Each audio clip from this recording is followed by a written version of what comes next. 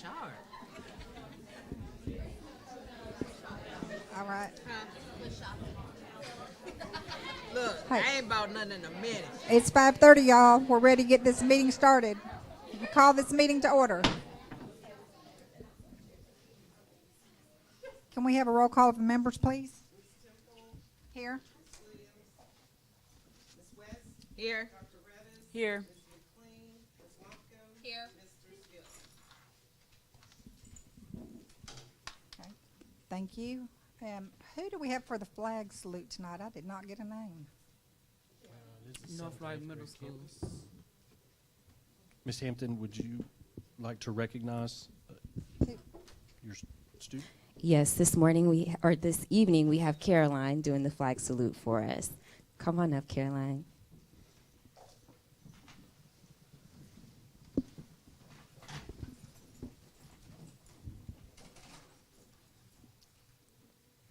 I pledge allegiance to the flag of the United States of America and to the republic for which it stands, one nation, under God, indivisible, with liberty and justice for all. Good job. Thank you. And you said your name was Carolyn? Caroline Davis. Do you have your parents with you? Recognize your parents? Thank you. Thank you, Mom. Okay. May I have a volunteer to read the vision and mission statement? My computer's not even up. Sure. The vision statement is world-class schools for world-class students. Our mission, the North Little Rock School District and the community will provide for achievement, accountability, acceptance, and the necessary assets in the pursuit of each student's educational success. Thank you, Dr. Redis. You're ready for recognition? Yes, ma'am. Madam President, members of our Board of Education, our first recognition is 5.1, and that is the student presentation. And I do believe that, Ms. Hampton, I'm going to turn it over to you and your colleagues and your students to share with us your student presentation by your student council.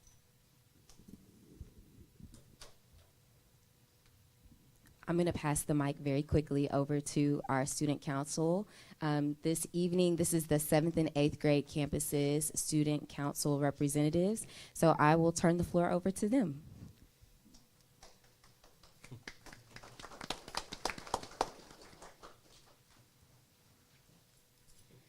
Good evening, ladies and gentlemen and board members. My name is Akila McGriff, and I am the student council sponsor at North Little Rock Middle School 7th and 8th grade campus, along with Ms. Hilliard, and this is their presentation. I hope you enjoy it. Hi, I'm Layla Ruff, and I'm the student body president. Hi, I'm Carolina Davis, and I'm the vice president.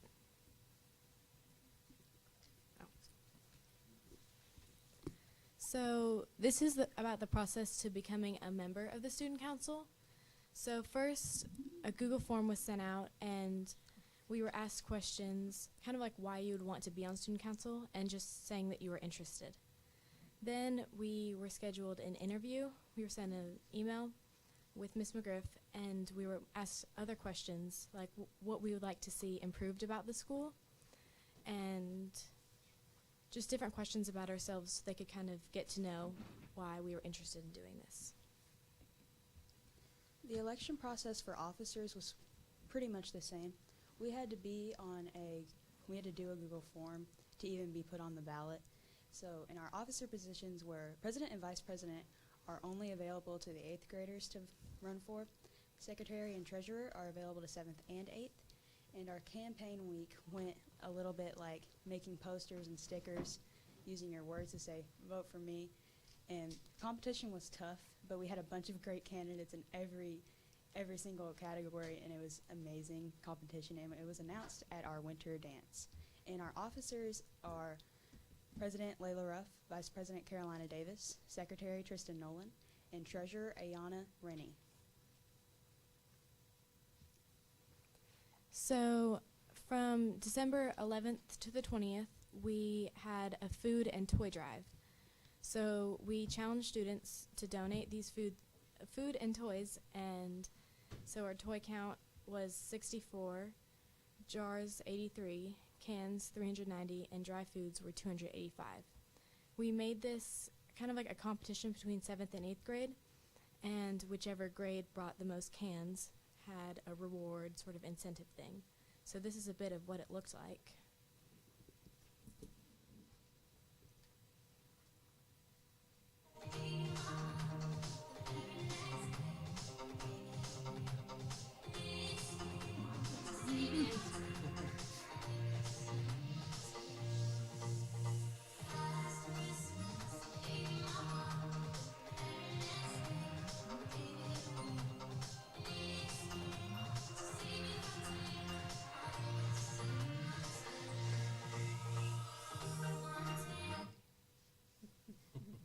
Very cool. Our ideas for future fundraisers are food truck. Food truck, since last time we didn't have a food truck for 7th and 8th, but we were supposed to. 7th grade is the only one that got the food because they ran out of food. So we're hoping for another one for 8th graders because they feel kind of like they didn't get it because they weren't good enough to get the food. And we're hoping to do holiday merch and acknowledgments, so celebrations like Black History Month, Valentine's Day, St. Patrick's Day, and Cinco de Mayo would get a certain shirt or hoodie made for them, kind of like the NLR merch. And we're hoping to collaborate with the East program to do that. And we're hoping to recognize the honor roll students because many students enjoy the incentives of being on the honor roll, and it encourages students to make good grades. We are the voice. Do you have any questions? I just have one. So, who won the drive? Was it 8th grade or 7th grade? Oh, yes, I forgot to mention it was the 8th grade. Oh, God. Good job. And if you two on the end, if you would introduce yourselves as well. I'm Paxton Bousman, a representative on the student council. I'm Catherine Block. I'm a representative on student council. Awesome. Thank Great you. job. I think, real quick, I just want to say I applaud you all for actually putting your name out there and having the courage to participate in student council. I firmly believe I was in student council in junior high and high school, so I firmly believe that that is kind of your opening to what public service is, because your constituents, your first constituents, are going to be the people that you go to school with. And I was enjoyed student council. I mean, if you take it for what it is, you can definitely learn a lot. I was able to, before they had Coke machines in schools, I was able to get a Coke machine in our school. And so it was a real fun task, and I enjoyed the participation, so I just encourage you all to keep going. I did get a lot of emails, well, I got some about the food truck, and I hope that middle school would, you know, make sure that you all have one very, very soon and have adequate amount of food trucks there, because one food truck is not gonna cut it. So I hope that you all have one really, really soon, because you all are good enough. 8th grade is good enough. So we want to make sure everybody has that in their head and they know that. Good job. Good job. Do we have parents to recognize? Do we have parents to recognize with you guys? Are there any parents here of the students? So please come up for a photograph.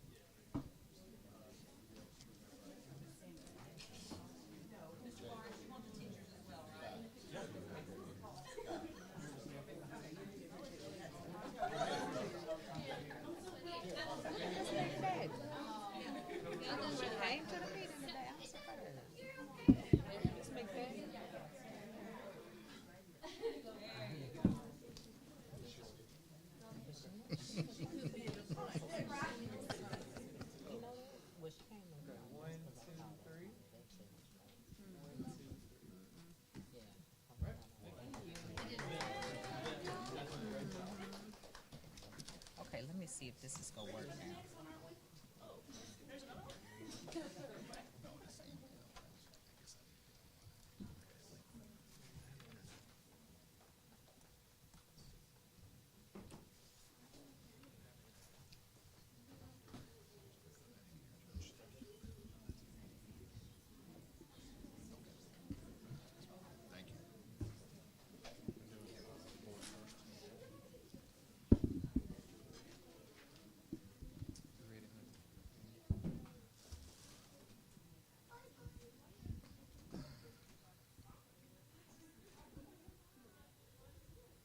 All right, good evening, board members, Dr. Paluski, and members of the community.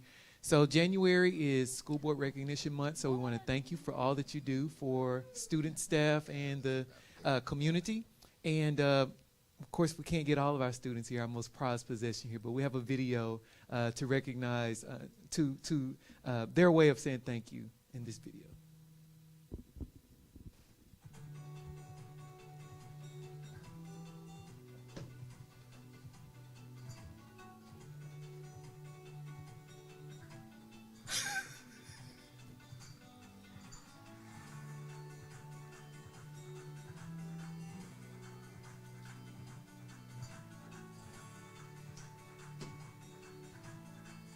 My name is Carter, and I'm in kindergarten at Lakewood.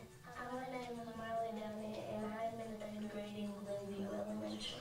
I'm Eleanor Dellinger, and I'm in 3rd grade at Lakewood Elementary School. My name is Keith Hunter. I'm in 5th grade at Glenview Elementary. What is a school board member? School board member is someone that goes to the board and does something on the board. Like stuff or work on the board. I think there's a board and it has a whole bunch of school members on it, or there's like a big thing and there's a screen where there's a whole bunch of people on the screen. What is a school board member first? I know what it is, I just don't know what a school board member is. I'm guessing it would be like Eliza Allison. What makes you think that she is a school board member? I think because she's really smart, she's in the 5th grade. She likes to teach me stuff sometimes. She loves reading and sketching. And she encourages me to do stuff that I'm great. And she's super smart, so I would be sure that she's probably one. They help with the funds for the school, they'll help with the kids, and they'll just help run the school. How much money do you think a school board member makes? Probably like $10 an hour. About accurate. I'll take it. I save it up so they can get something that they really want. $10 an hour? Look at Marley. Like a year? Like, I don't think the school would pay a child like $100,000. So I'm guessing like probably maybe like 70 or 60 dollars. Oh. 2,000 presentation. Or 1,000. How do you think you become a school board member? I listen and I pay attention. You have to act good and be good the whole year so the principal would believe you. Miss Hadzer would write down some really smart students and some like really students that pay attention and that are kind to others. She would write them and put them in a jar and then draw after them. They have to have a good personality, leadership, and they have to trust everybody around the school. What do you think they do at those school board meetings?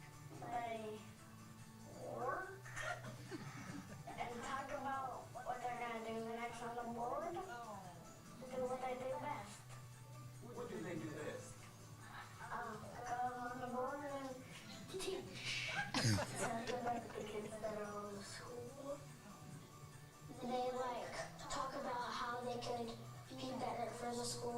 do better for the school, and they just chat a little bit about Lakewood, what have they been seeing at Lakewood.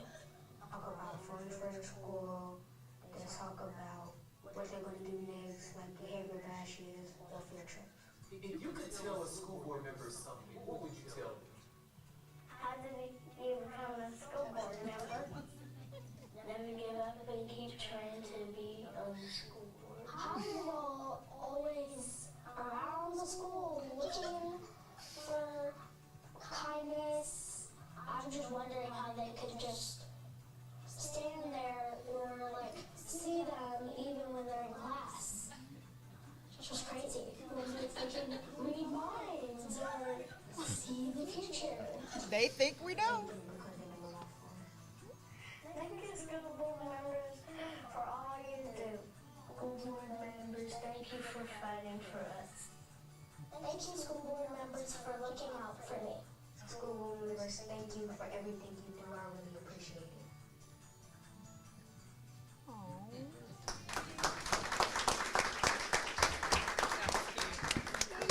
All right, thank you. So for our superintendent's honor roll, we're going to recognize 10 of our dyslexia interventionists.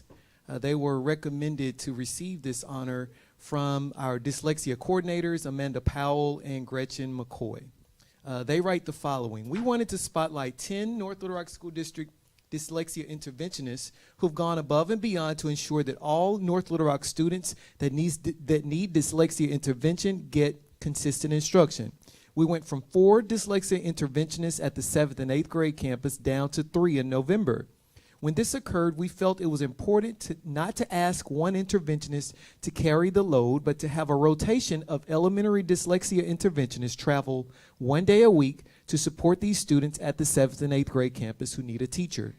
We created a schedule so that an interventionist from elementary only misses 1 day every other week and goes to the 7th and 8th grade campus and teaches the 7 periods. Then another teacher provides interventions the next day. The 7th and 8th grade students are receiving the required minutes, so there is not a gap in their learning. Although this pulls elementary teachers out of the building 1 day every other week, they still can meet with all of their students and meet their needs while providing the service. It is not an ideal situation, but when times get hard, we have to be creative, and we appreciate how positive and willing all these interventionists were to step up and ensure all students were taken care of. So when your name is called, please come to the front. Brandy Kemp, she is at 7th Street.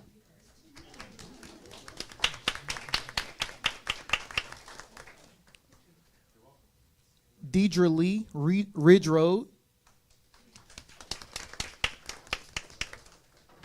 Michelle Baggett, also at Ridge Road.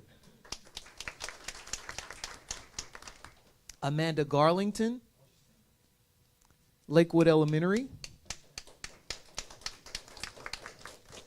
Madeline Casto, also at Lakewood Elementary.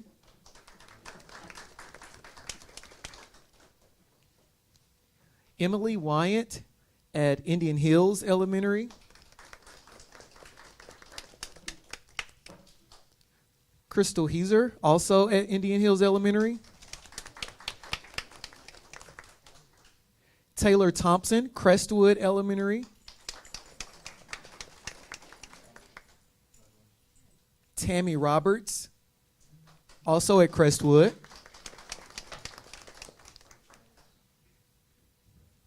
And Shelley Smith at Boone Park.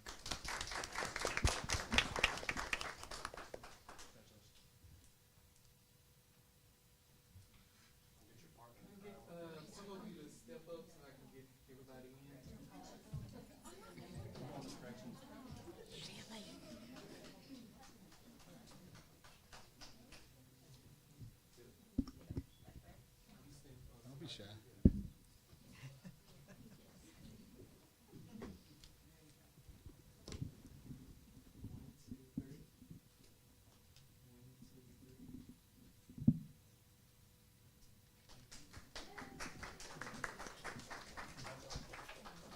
Thank you, ladies.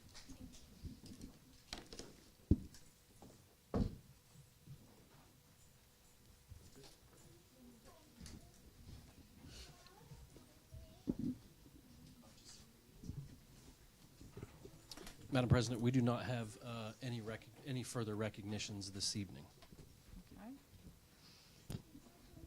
Executive closed session per North Little Rock School District Policy 1.14A states that private or closed discussions by the board may occur as part of a regular or scheduled special board meeting. Executive sessions may be held only for the purpose of considering employment, appointment, promotion, demotion, disciplining, or the resignation of an employee, to discuss matters of pupil punishment, and if requested by a parent or legal guardian. No resolution, agreement, or motion considered in the executive session shall be legally binding unless the board reconvenes in public session and presents the item for a vote to membership. Further, Arkansas Code Title 25, Chapter 19 states that the specific purpose of this session must be announced. So I'm asking that you please join me in executive session for discussing the following matters: employment, appointment, promotion, demotion, discipline, or resignation of an employee.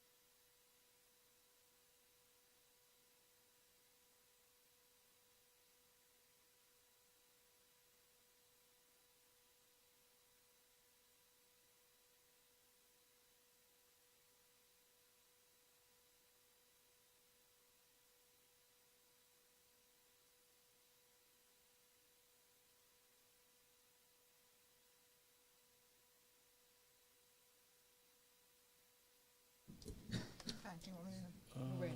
Yep, Yeah. board member involvement, 7.1. Okay, we're to board member involvement. Dr. Redis?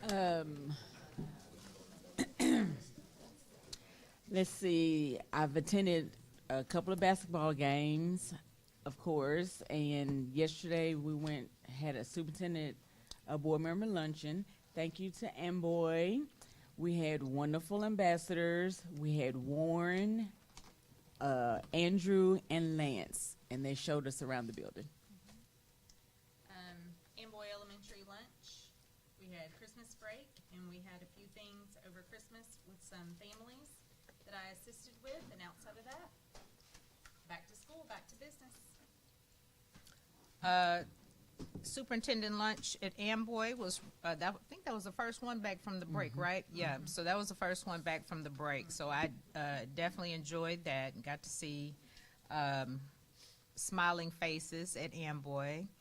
And over the break, just kind of gathered some things and distributed them with some children in the community as far as food and toy items. And hey, I'm always asking if you have some coats, backpacks, school supplies. I'm always collecting them for the next year. So, you know, let me know. Socks. We always need that kind of stuff. Thank you. Mr. Steele? Like other ball games, athletic program is really shaping up.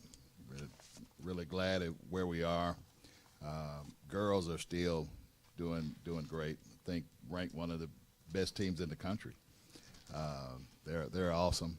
Boys are really starting to catch on and really starting to roll. And Dr. J, we really enjoyed beating Conway, both girls and boys. Conway's been really an obstacle for our girls team the last couple of years for our championship, but been well attended even over the holidays. Really pleased at where the athletic program is going and the attendance, and then the focus on academics as well. Very, very proud of that. You know what happened. Went to the high school on yesterday.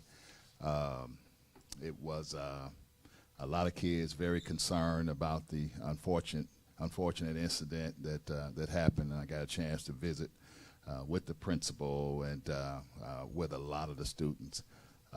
Maybe the superintendent give us an update on that, but we're certainly praying for all of our young people at the high school. Thanks. Yeah, this is short and sweet. Superintendent symposium I attended on the 10th and the 11th, and then we certainly attended a couple of basketball games as well, and then we also the Amboy luncheon that we had. As Mr. Steele asked me to just provide a very brief, there was a community incident that happened not far from here on West 22nd Street, in which one of our students was injured, and we're praying for that individual and his family, and keeping him absolute, safe, and just life's too short. And I think it's just, it can be gone in a moment's notice, and I think it's just important for all of us to recognize how important our students are and how important safety is always going to be our number one priority. So. Thank you. Mr. Steele, do you have a legislative update? Yes, that's the only update is we're getting ready for the fiscal session. A few years back, the Arkansas Constitution was amended through initiated act through your votes and during an election process. Where now, in between regular General Assembly sessions, we have a fiscal session where the state can actually conduct business in what we refer to as the off year. That's going to start in March with budget meetings, and then it's going to officially start in April. So we'll be involved in that, and the fiscal session is a full-fledged session where you can actually introduce bills through the legislative process, and we will be focusing quite a bit on LEARNS Act. I'll try to attend as much as I can, and I know, Dr. J, we're going to be focusing on the salary issue, salary schedule issue versus what the Learn Acts is going to pay. So I'll try to keep you abreast of what I know, and that. But that concludes my report. Thank you. So we're on to Yep, no, classified. classified personnel policies.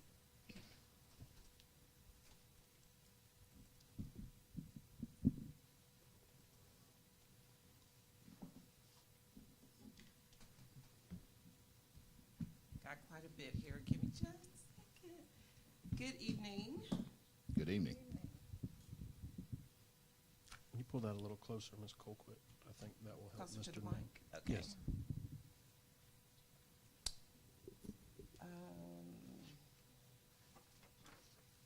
Said you right now. Okay. Give me 1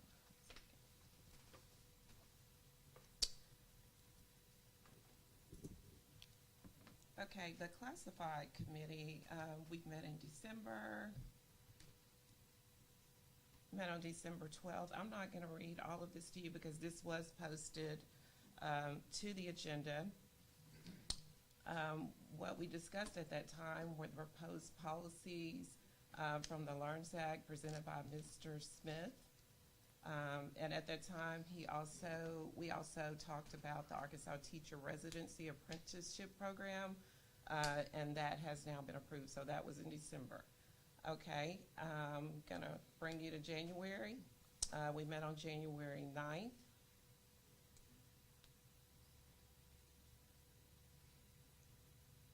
We did approve, the committee approved the proposed policies, again, that Mr. Smith presented, the policies pertaining to the LEARNS Act.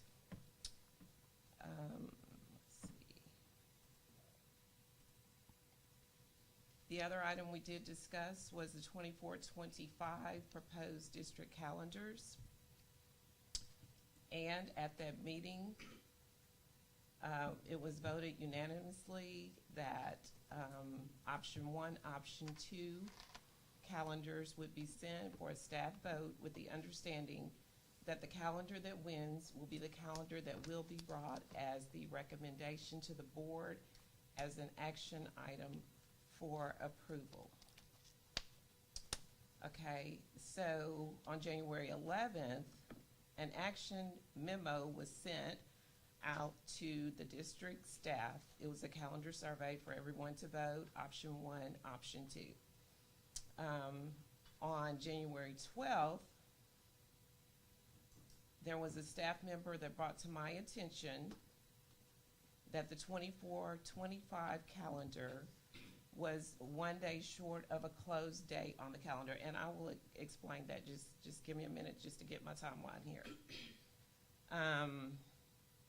Okay, I tell you what, if we could look at the 24-25 calendar, I did print a copy, so you all have a copy of that.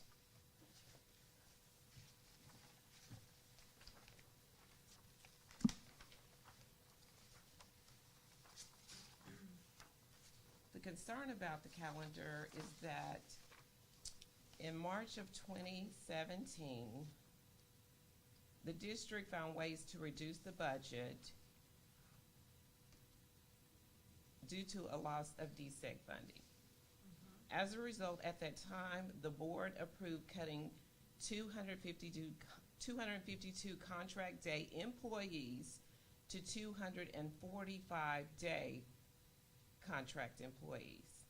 This loss of the 7-day contract days is currently reflected on the school calendar.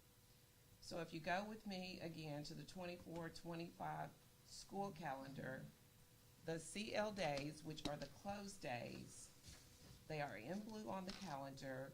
There are only 6 blue days. Is everyone with me? Okay. There is a day in June that was added as a holiday on June 16th, that's Juneteenth. This holiday was added to the calendar. And Mr. Smith, if you want to join me at the table, please do. So again, the concern is there was supposed to be 7 noted in blue on your calendar. And I'll be honest, I voted on this calendar because I did not have the knowledge which was presented to me. So that's why we're talking about this. So I did discuss this with Mr. Smith, and it's my understanding for the for this current calendar year, it was voted to make Juneteenth a recognized a recognized holiday on the school calendar. So again, bear in mind, we've got 6 closed days, 1 holiday. So after much discussion on it, it was determined that the day on June 16th, this new Juneteenth holiday, was actually supposed to be a closed day, but it is now a holiday. Gotcha, federal holiday instead of the blue day. Correct. So we changed it from blue to red. Gotcha. Yes. Did you want to say something? No, ma'am, not till you're done. Okay. Okay. No pressure. So after, again, some discussion on this, some question that I had about it was how the holiday was added to the calendar, but yet is not reflected in board policy. And I printed off the copy of the policy. It's not in the policy. So that's where we are now, and Dr. Paluski is aware of this. On June 24th, the committee met, and Mr. Smith agreed to change the 24-25 calendar, to change that red to blue. From blue to red. I'm sorry, forgive me. Right. From the red, the holiday To red. the blue. To the blue. As A CL. okay, a CL day. Okay, got you. So we're still closed. Close. Right, got you. It's just now got the same number of blue squares. Okay, and then it'll be number 8. Yeah, we'll just revise it. That's Gotcha, right. We'll just okay. amend it. We can amend that. Yeah, okay. policy. So that'd be number 8. All right. Well, on amending the policy, I mean, yes, we can do that at a future time. But Mr. Smith has now changed that back to a closed day. And I know that sounds very confusing maybe to some of you, because at first I didn't really understand. So I'm going to let Mr. Smith speak. Yes, ma'am. So the best way to describe this is it was a clerical error on my part. So Okay. the 7 contract close days that were embedded into the calendar were because of the drop in contract from 252 to 245. Whenever I was approached the first year, if the board will recall, I believe everybody was here, we missed Juneteenth the first year. It was a national holiday because of when we passed the calendar, it was not embedded. Well, we had staff members that came forward after the passage of that calendar and asked us to consider it as committees the next year. We did. It was approved. I listed it in error as a holiday because it was a national holiday at that point, and that is my interpretation of it. But I used one of the close days in order to keep everybody's contract dates appropriate Gotcha. with policy, so nobody lost pay. And so that is why I labeled it as a holiday, but what I should have done is labeled it as a closed day for this year and next year, so that it reflects the 7 days that were removed from individuals' contracts at that time. We can take different actions in order to embed that in there. It would require changing of other policies and things of that nature, but in regards to the way it was passed and presented to the board, it should have been labeled as a closed day, not a holiday, based on our policies. Got you. I'm following. So in order for us to pass the calendar tonight, we need to amend it with that change, correct? It's already been amended. I have amended it. We voted on it CPBC, and I communicated to LPPC what the changes would be. And so we felt that that would be a distinction that we could change because of the essence of the calendar, and the property rights associated would not be affected. And everybody was still communicated the appropriate days off as was originally voted on. Okay, very good. Okay, and with that, my other concern was that the 23-24, the current school year calendar, has that holiday in red, and Mr. Smith, the committee voted to make that change on that calendar as well. I was hoping to see that done this evening, but Mr. Smith said that the LPPC would need to vote on that. So can we approve the calendars tonight without their vote? No. So you're talking about two things. So let's talk Yes. about the first thing. The first- So the first thing is the 24-25 calendar, which is up tonight for adoption And good to go. and good to go. It's been passed by LPPC, and what Ms. Colquitt is referring to is embedded within that calendar. Everybody good on Part A? Yes. Part B, which is our current second semester calendar, it was going to be action. We've moved it to information based upon some State Department information we got today as it relates to snow days, and we're going to explain all that. So we will bring that back next week, and we'll explain that. And that should give us time to get LPPC and CPPC.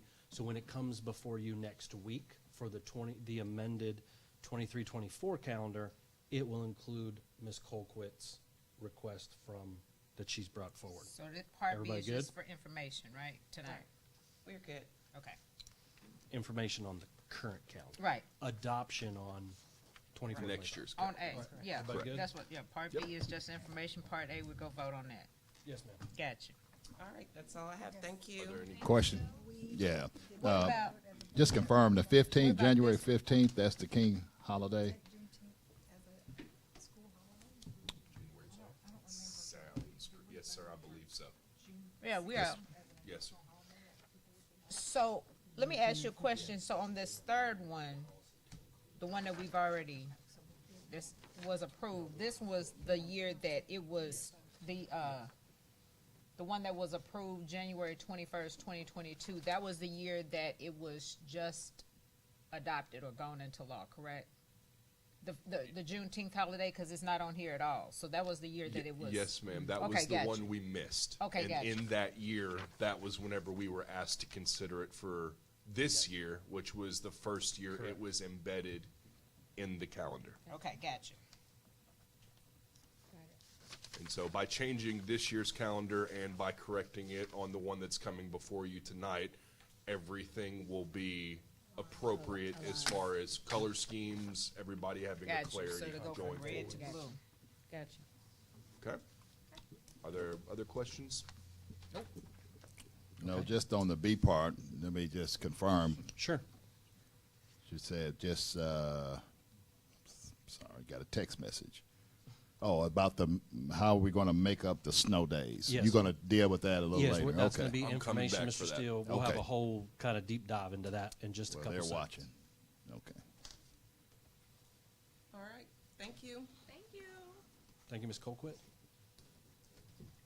I believe 9.2, which is going to be LPPC and Stephen House, welcome. Good evening, everyone. Thanks for having us Good here. evening.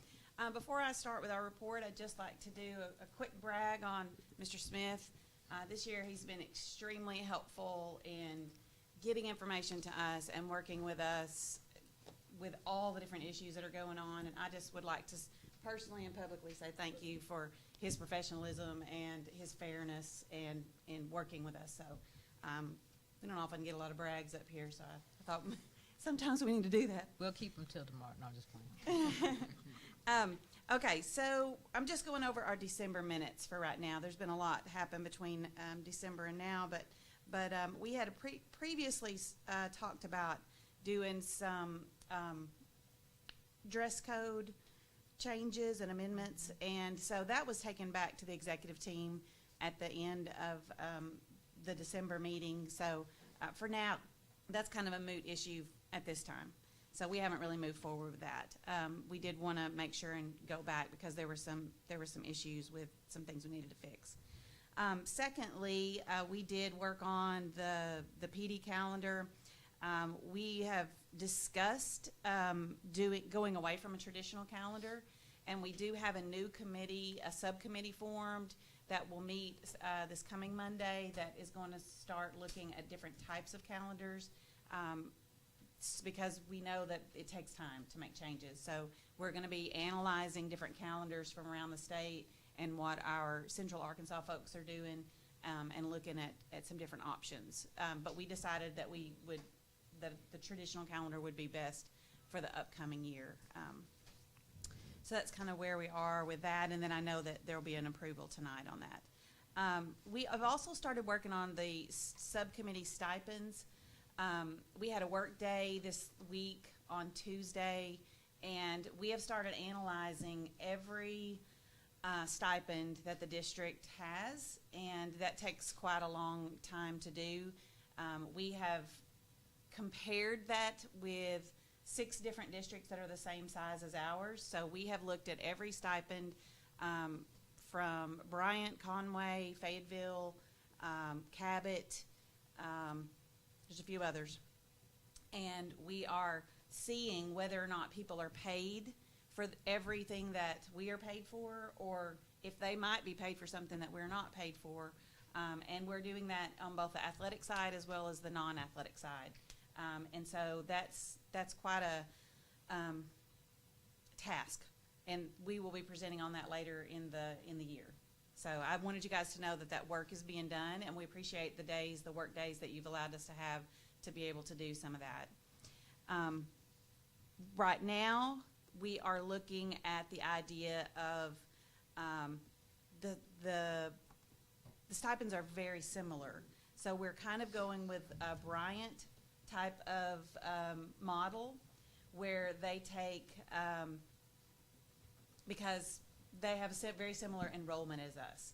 So what we've done is compared our enrollment with all the different other enrollments, and we've really tried to say, okay, well, we want to look at moving to an index stipend. So if you guys are interested in kind of what we're doing, if you have any time and want to look at what Bryant is doing, that is somewhere where we're really doing our analysis from right now. We have taken multiple stipends. For example, I have analyzed the head basketball, assistant basketball, head volleyball, assistant basketball, and head football, assistant football, and head volleyball, assistant volleyball for all 6 of the districts. And so what we're doing is trying to show the differences and then make a recommendation based on that. But if you guys want us to do that for every single one, there's about 100 stipends. It's very time consuming to do that. But we've decided they're similar enough that really Bryant has very similar type enrollment as us, and that we're just going to kind of go with that. Hope that makes sense. And please ask questions if you have them.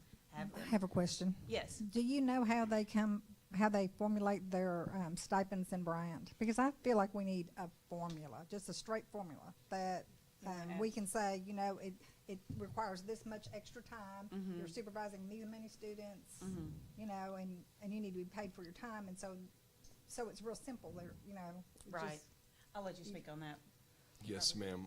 As far as the formula Bryant uses, so the formula is only used to calculate the monetary value. Also with their raises, so the way their stipends are done is it's off the base. So the bachelor's step 1 of a teacher's salary schedule, so $50,000 is what most people at the state are this year. There's an index that's used off of that in order to calculate what given stipend is for what given position, and that's across the board: chess club, robotics, coaching, any of those things.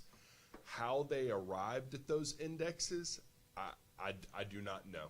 There is not a rhyme or a reason. I can just tell you that this is how they have set it up.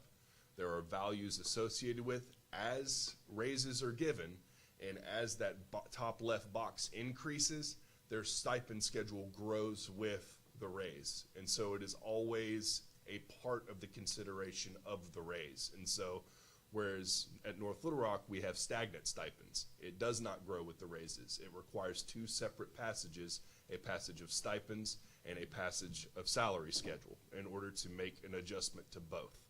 And so us doing the work that we're doing now and getting us set up so that we have a salary schedule that is index-based off that top left value is going to be very helpful for not only the board but for everybody else, because that's going to grow in the same way the salary schedule is going to grow. Which means we don't have to keep doing this work every few years to try to catch the stipends up.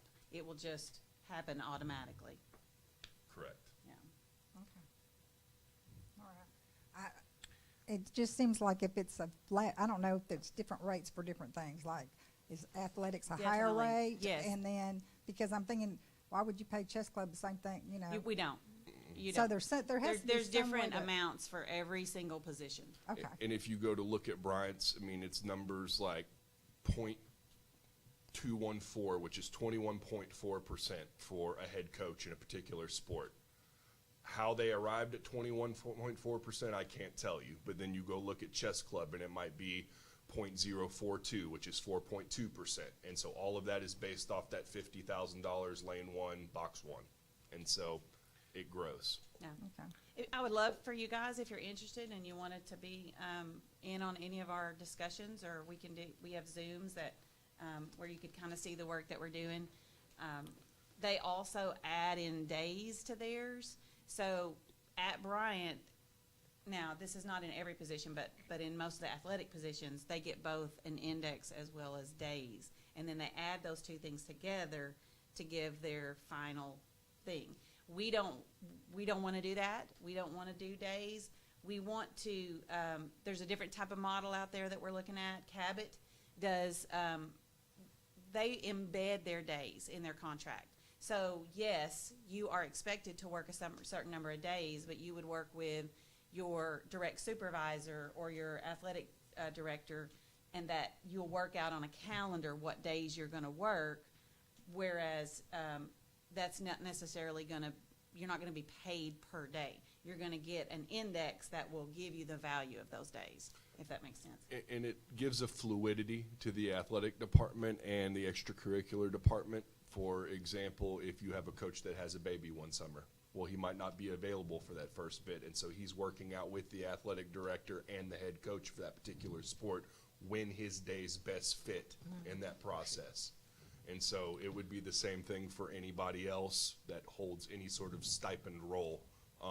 It would be for you to work out those days yearly because life happens. And so we are paying for a job, we are paying for work associated with that job, and we want that to be fluid from year to year because the work, as much as it's the same job, the work changes based on life. Yes.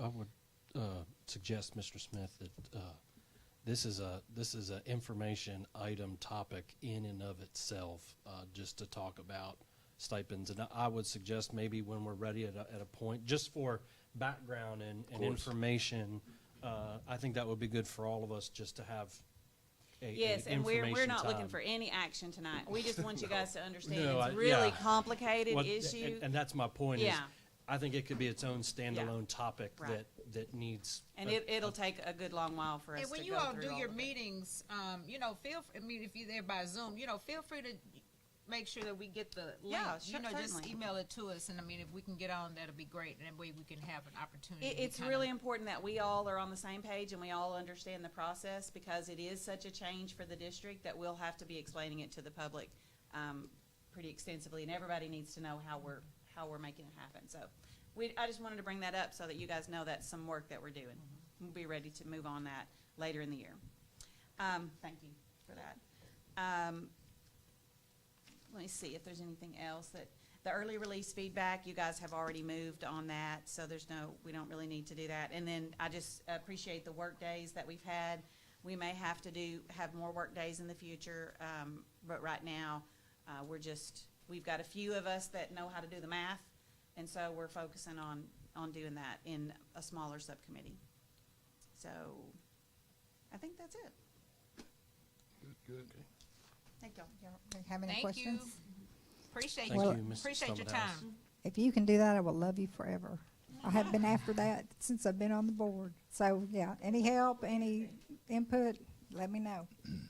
I know it's a big thing. Thank you. So we'll go into our information items. Madam President, members of our Board of Education, the first information item is 10.1, the use of early release time for the 23-24.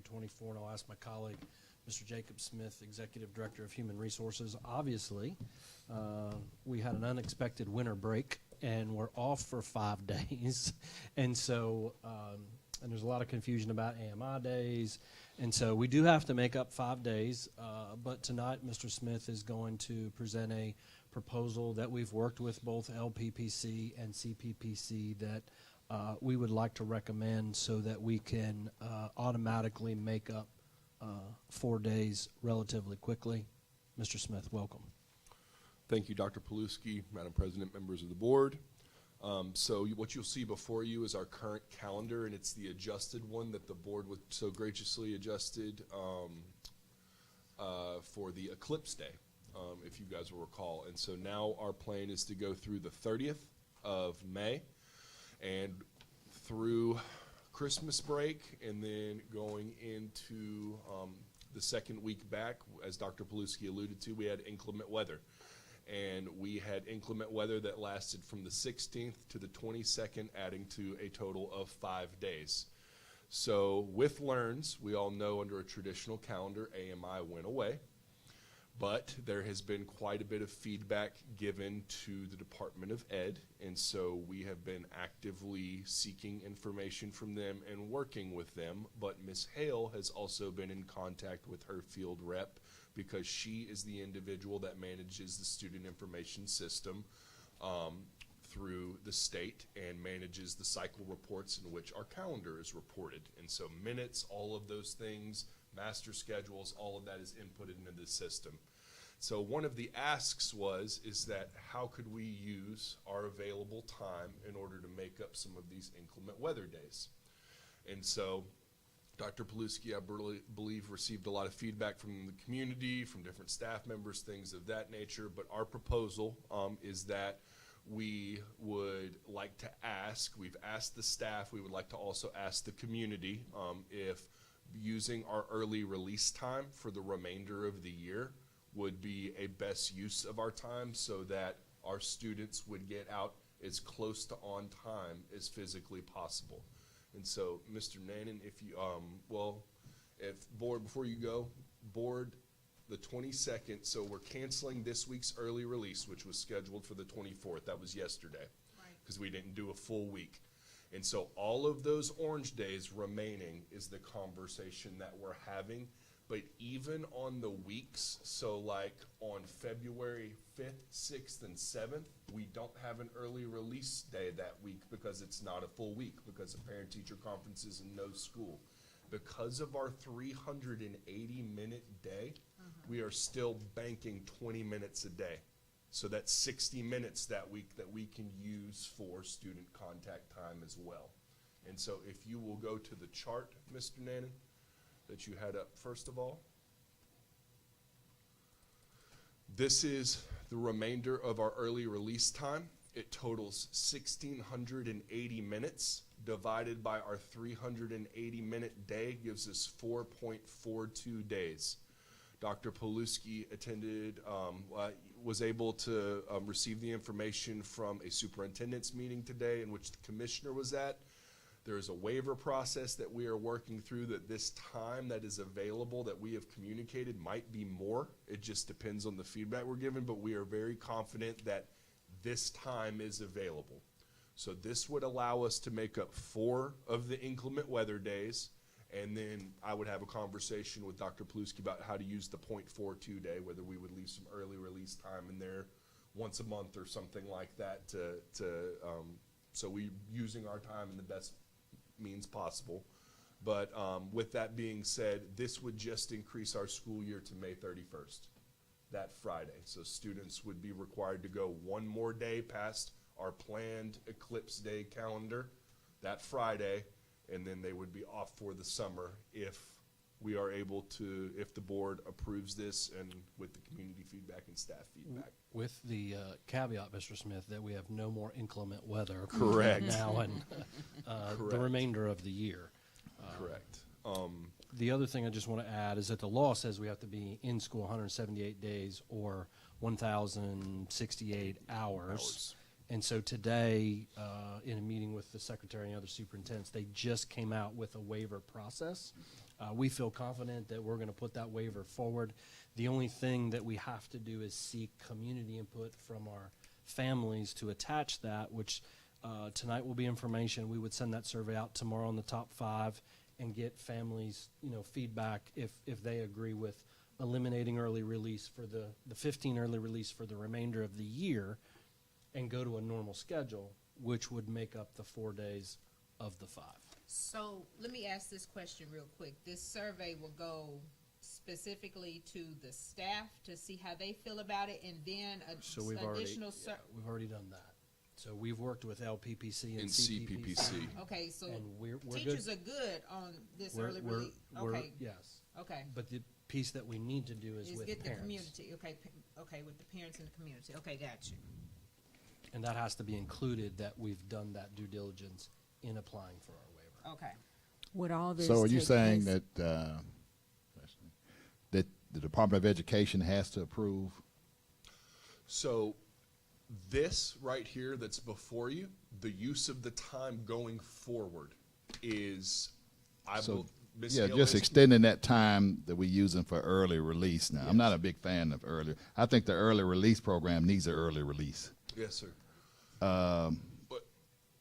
But I am concerned about the switch and how it's going to impact us academically if we're just staying at school where they already are a little longer. Well, we already have enough time the way that our schedule is that we'll meet the requirements And which some school districts have to do. If they're going to make up their time, they're adding to their regular day. We don't have to add any more to our regular day. Correct. We are just using our early release time for student contact time. We're already doing the normal schedule, Monday, Tuesday, Thursday, and Friday on a 5-day week. And so our students are already used to that schedule. The only difference will be is that they will just stay in school on Wednesdays the same amount of time they are Monday, And some of them Tuesday, stay in Thursday, school Friday. already because they don't have transportation to get home. I mean, some of them are already doing it. So. Yes, sir. We understand. But with this best use of our time, we're very, very confident we would be able to make up 4 days. It would be the hopes. Good. Now, I would suggest if we don't have any problems with it, we may need to continue to go down this route even into next year. Because unless we're getting some type of response I haven't heard on early release, it's not that popular anyway. So we've, as I've communicated at several board meetings, we've had a rough first semester, I would say, and spent all of first semester working with our teacher advisory group, getting their feedback from September, October, November, December, as well as principals. And we set a series of changes for the entire second semester based on teacher feedback and principal feedback that really center around 3 key things. Number 1, giving teachers more individual time. Number 2, making sure that there is collaborative professional PLC time is the essence of that, and then professional development time for school leaders with the changes in the LEARNS Act. And we had worked on I think a really good schedule for second semester that we were supposed to implement. Now, I think something we didn't anticipate is because of early release and the fact that we're doing it, we can pull it back and we can make up these 4 days where other school districts are going to have to add, either go at the end of the year Or go half a day on add. Saturdays. Correct. I think that was a benefit we didn't really see at the time, which shows one advantage of it. Absolutely. And Mr. Steele, to speak to your comment, it truly is mixed. I've heard mixed feelings, but I have presented it at the PPCs. There is some people that were, no, don't get rid of it. It's the best thing since sliced bread. Other people were, I don't really like it. I'd rather more time in front of my kids. And then there was a lot of people that were like, I like it. I'd like to see it done better. And I think that's where Dr. Paluski's speaking about the feedback, is that he really took a step back for a couple months and we worked on worked on really making it better. And so that was our goal. And so we're hoping that implementation starting next year, whenever we go in, if the board passes the calendar, it will be very productive for everybody. And it's also, as Dr. Paluski alluded, kind of an ace in our hole in regards to if inclement weather transpires again, then we have this in our back pocket to use as we see fit. Yeah. Good. Question, timeline. So I see that the next early release is scheduled for the 31st. Would that be, So would this next week? all take place? So next week we would cancel early release because we want to bank that time as part of. That's why we wanted to jump on this very quickly, and we didn't want to wait till February because if we can bank this time, we want to do it immediately. And that's what the commissioner suggested today is that if you were going to go down this route with your board, start immediately until they say no. Even if you don't have a meeting until the middle of February, start now to start making up that time and then have them backdate the approval. Yes. So we'll communicate that immediately. Yes, about next week, and then once you approve it, then, and I would suggest, Mr. Smith, if the board approves it, and maybe next week when you bring this back, technically when you look at this calendar in second semester, January, February, March, and April, there should be no orange on here because there is not going to be any early release. Correct. I can do that, correct. And just to show that parents and everybody that And then update that on the website too. Yes. Yes, ma'am. So let me ask you, I'm sorry, were you through? Okay. Good. You know, I'll forget my question. What was my question? No. Oh my God. Oh, in the event that we do have another spell of inclement weather, Yes, ma'am. because we're going to get to February, Yes, ma'am. we do have this stint of inclement weather again. Is there anything that we won't have the use of the early release time then, and we don't have the use of AMI. Is there any type of anything else we can apply for? Or, So to avoid these kids going to school in June? So we're seeking feedback. Yeah, and I think, that's hypothetical. Hypothetically, if we do have another, happens, say, 3 days sure. of ice. And if it happens, then we'll come back to you with what our options are once it's more clear. How many more days do we have to make up? Do we now extend the academic day from what we're currently doing a little bit more to be able to make up that time? I don't think anybody wants to cut spring break. Those are options. If there's professional development, there's other ways to do it, but I think most people probably would want to add a couple more minutes to every single day. So those are options that will. And I don't want, I don't want to get into a hypothetical. I mean, it could happen. Could. Very might happen. But I think if it happens, then we'll come back and we'll deal with it. Do you know if there's any talk maybe of adding, like, say, I think reasonably you can say, okay, each district should have 5 like AMI days per year. Is that like an option, or is that any type of talk that's on the table? Talk to Mr. Steele down there when he takes that seat. That's something he's going to need to bring up. Well, it used to be, but the state basically made that illegal. You can't. Well, yeah, I know you can't now, but it should be something that is an option. It's a legislative thing.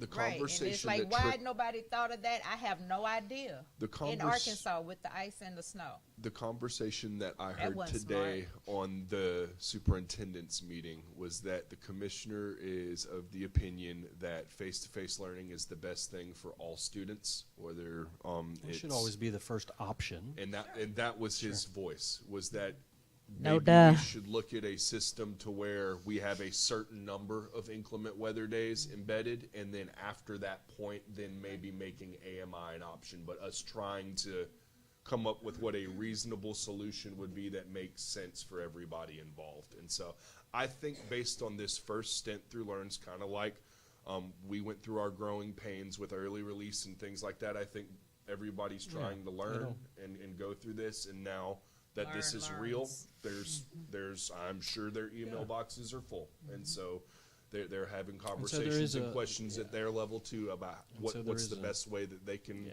accomplish what's in the best interest for all kids. I think that's well said, Mr. Smith. Thank you. Okay. All right. Any other? Mr. So Smith, do thank we you. have to, are we voting on this? No, this is Next week. information. So actually, you bring up a good point. So let's talk about the next step. So information tonight. Tomorrow, we'll send out a survey in the top 5, letting parents know this is what's proposed. We'll get the feedback. We'll probably put that survey out through Tuesday of next week. Special board meeting next Thursday. We will bring all this back to you. Mr. Smith will take all the orange out of this. We'll present to you what the community has said, and then we'll ask for your vote. At the same time, there will be no early release next week. Okay. Does And then sound- that information with the results of that survey would then go to the state We will apply for a waiver. for the waiver. And Okay, we'll add gotcha. that information, but we're very confident it'll be just fine. Yeah, because I went to school half a day on Saturdays in elementary. And I Any don't other want that. questions for Mr. Smith? Okay. Thank you. Keep it going. All right. Our next information item, we'll just keep it going, is 10.2, which is the North Little Rock Middle School farm building proposal, and I will invite Mr. Clark, the proud principal of the North Little Rock Middle School 6th grade campus, Ms. KJ Kite, the farm facilitator, Mr. David True, Pinnacle Structures, and Mr. Patrick Schrader from Baldwin and Shell. And so as they're getting ready, this had been an ongoing conversation almost since I've arrived about the farm. And during, I think Mr. Clark's going to give us a little history of specifically the support from Mr. True from Pinnacle. And a donation that he's been wanting to make for some time. And in our partnership with Baldwin and Shell, I think this is a very awesome thing for our school and our farm project. So, Mr. Clark, take it away. Madam President, board members, Dr. Paluski, thank you for the opportunity to come and present tonight. This is, like Dr. Paluski was saying, is a project that's been in the works for several years. COVID kind of got in the way of some of this, a change in also superintendents trying to catch Dr. Paluski up to speed when he came in. And we have finally come to a point that I think we're ready to move forward with this. So our purpose today is just to inform you of the background of the farm and the history of it, to convey the current status, communicate the partnerships, and the information bringing to you today, and then the approval process in the future of this. I'm just going to touch briefly on the mission of the farm. As I know you had this in your packet, is to make North Little Rock a healthier place. One of the main purposes of the farm is to educate our kids. KJ tells the story that there's some kids that thought beans came from a can, had no idea that they were grown. No idea that an egg truly did come from the chicken. So that has been one of the major missions of the farm. The other one is community partnerships, cooperating with other organizations. I'll mention more in a minute about the partnership with Ms. Bobby Riggins.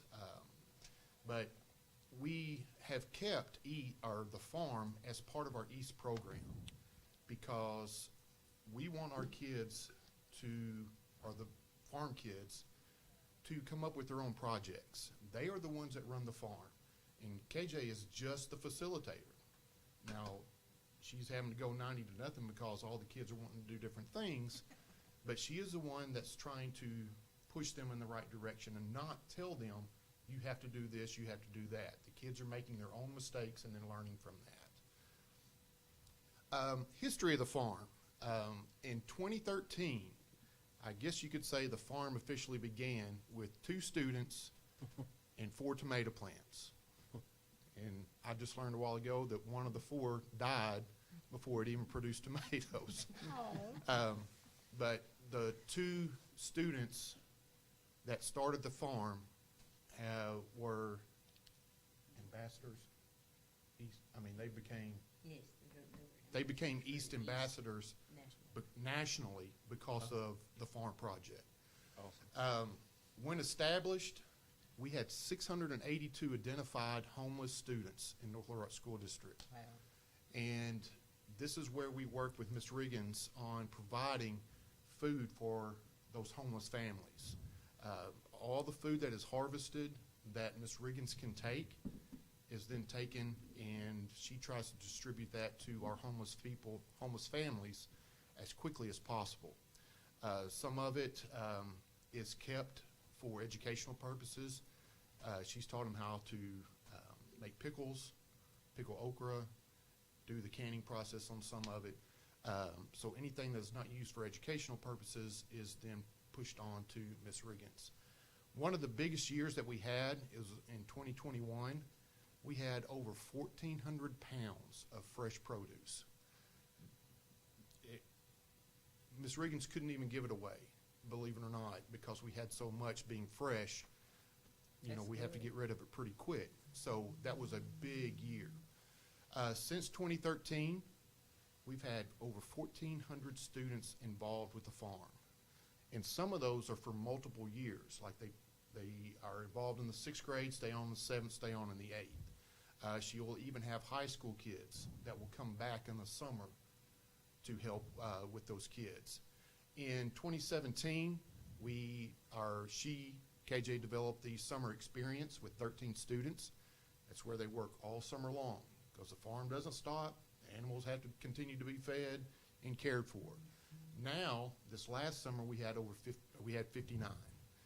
So that is growing, and those students that are a part of the summer program have first choice to be in the farm class through the school year. So they kind of have that first pick. It's kind of like a prerequisite. Other students are then are placed in there by a lottery. Even if you're not enrolled in the farm class, anyone can volunteer after school or on the weekends. She'll have farm days where they can come and be a part of the farm or even be a feeder. They just have to go through the feeder class. This is kind of a good and bad thing, how the partnership with Pinnacle Structures began. In November of 2019, the farm was burglarized. We had a storage building, and they took almost everything except the tiller because they could not get it into, actually it was a bus that was stolen that took away all the equipment, and they couldn't get the tiller into the bus. And so Channel 4 found out about this and came and did a short little snippet with KJ and the farm, and they broadcasted it. It was the next day that Mr. and Ms. Phelan, who are the owners of Pinnacle Structures, contacted me and KJ and said, we would like to come and talk to you about this. We heard that, farm was burglarized, see what we could do. Well, in that discussion, the amount came up. Mr. Phelan said, if you don't mind me asking, about how much was taken. I said, we're estimating at that time $5,700. He wrote a check. Here you go. Replace your items. That's how the partnership came about.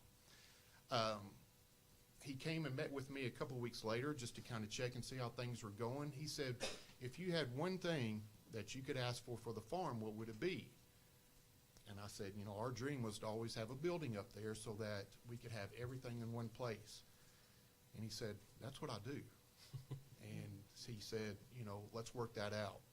And so that's how that process began, and that's how Mr. David True got involved. He's kind of the liaison with Mr. Phelan's and the school. So he's the one that's really been kind of the middle person going back and forth. And then, of course, we had COVID. It kind of put a halt on everything. We still had the communication going back and forth, and then Dr. Pawlowski was informed of this, I think, late last school year, and then at the beginning of this school year, he was like, let's go. Let's get this going. We've waited, the farm has waited long enough. Let's try to make sure that we get this going sooner than later. So that's kind of how we've come to today. The purpose of the new building is to have all the equipment in one place. Right now, KJ's room is the backstage room where where everything was, but it's where the old East Campus, not carpentry, stagecraft room was. So that's where some things are. The rest of it's up at the farm, and so there's constantly going back and forth from the farm back to her room all the time. So that would allow us to get all of our equipment in one place, which includes the feed. They do their own painting, like if the barn needs painting, they do it. So a place to store that, and of course all the equipment that's up there also.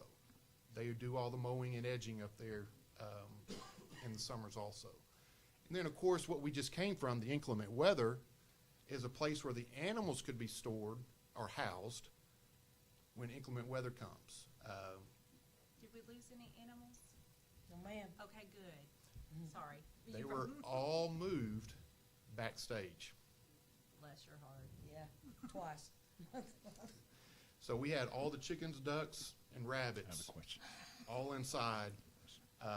And so that would allow us to have them all up there and not have to transport them all the way back down. So that would be an ideal place for that to happen also. Hang on, Mr. Clark. I think Mr. Steele has a question. Sorry. Yes, sir. Yes, I'm just kind of, I mean, I think we all know you have an excellent program. Thank you for your leadership. So I'm not sure what the donation is. Are you asking the board to approve? Yes, sir. It'll be the next slide. That the donation. Let's get to it. Okay. Yes, sir. So here we are. The building is actually going to be a 30 by 40 metal building. It's actually a 20 by 40 structure with a 10-foot awning. It'll have roll-up doors, and then the cost from Pinnacle Structure is what I have there. It's an estimated of about $34,450. Here, I think it was a month or two ago, we got in connection with Mr. Schrader from Baldwin and Shell, because we knew that originally, before steel prices went sky high, Mr. Phelan was going to try to source all or pay for the entire project, site work, slab, and everything. But it just got to a point where it was too much. We were put in contact with Mr. Schrader, and we are now working out where Baldwin and Shell is going to come involved and try to take care of everything else. Permits, site work, dirt work, slab, and then basically make sure I'm speaking correctly, the contractor overseeing. That's correct. Okay. And they would be responsible for getting the subs to come in and do that other work. So the estimated total is about $92,000 on the donation.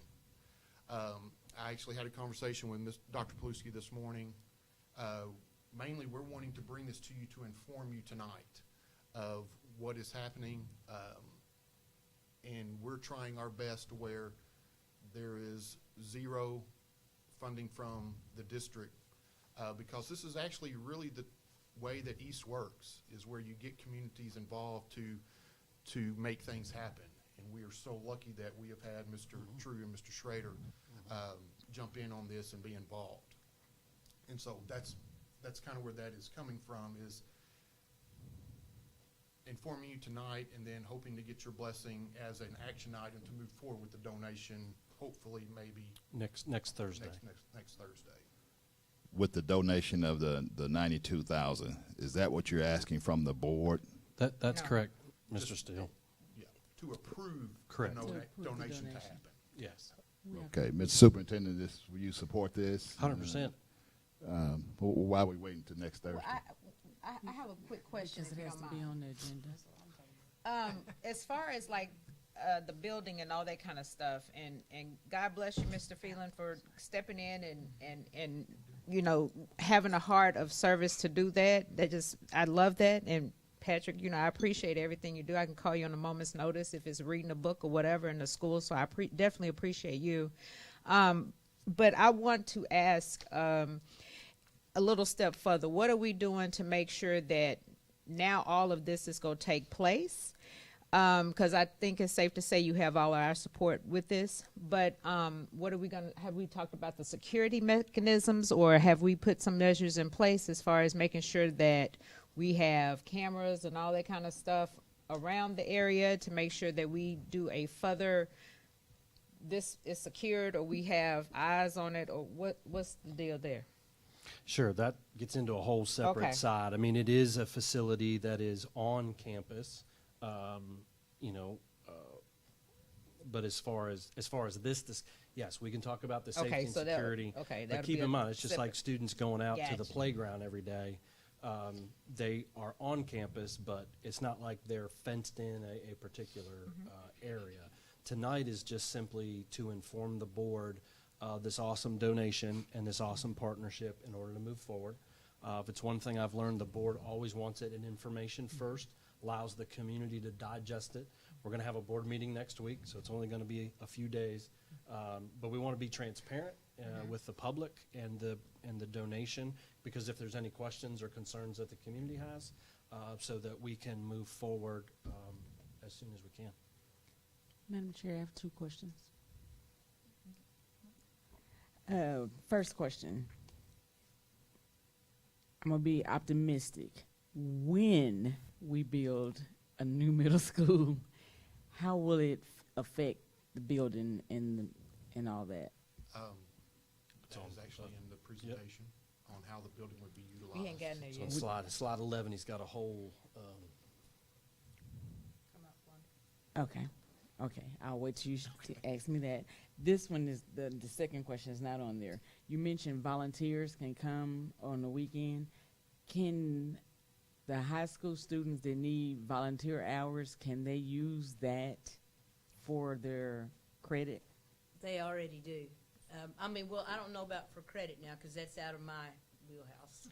But in the summertime, I have kids come, and in fact, I have 2 getting scholarships next year they worked in excess of 100 hours. They volunteered over the summer during the summer program.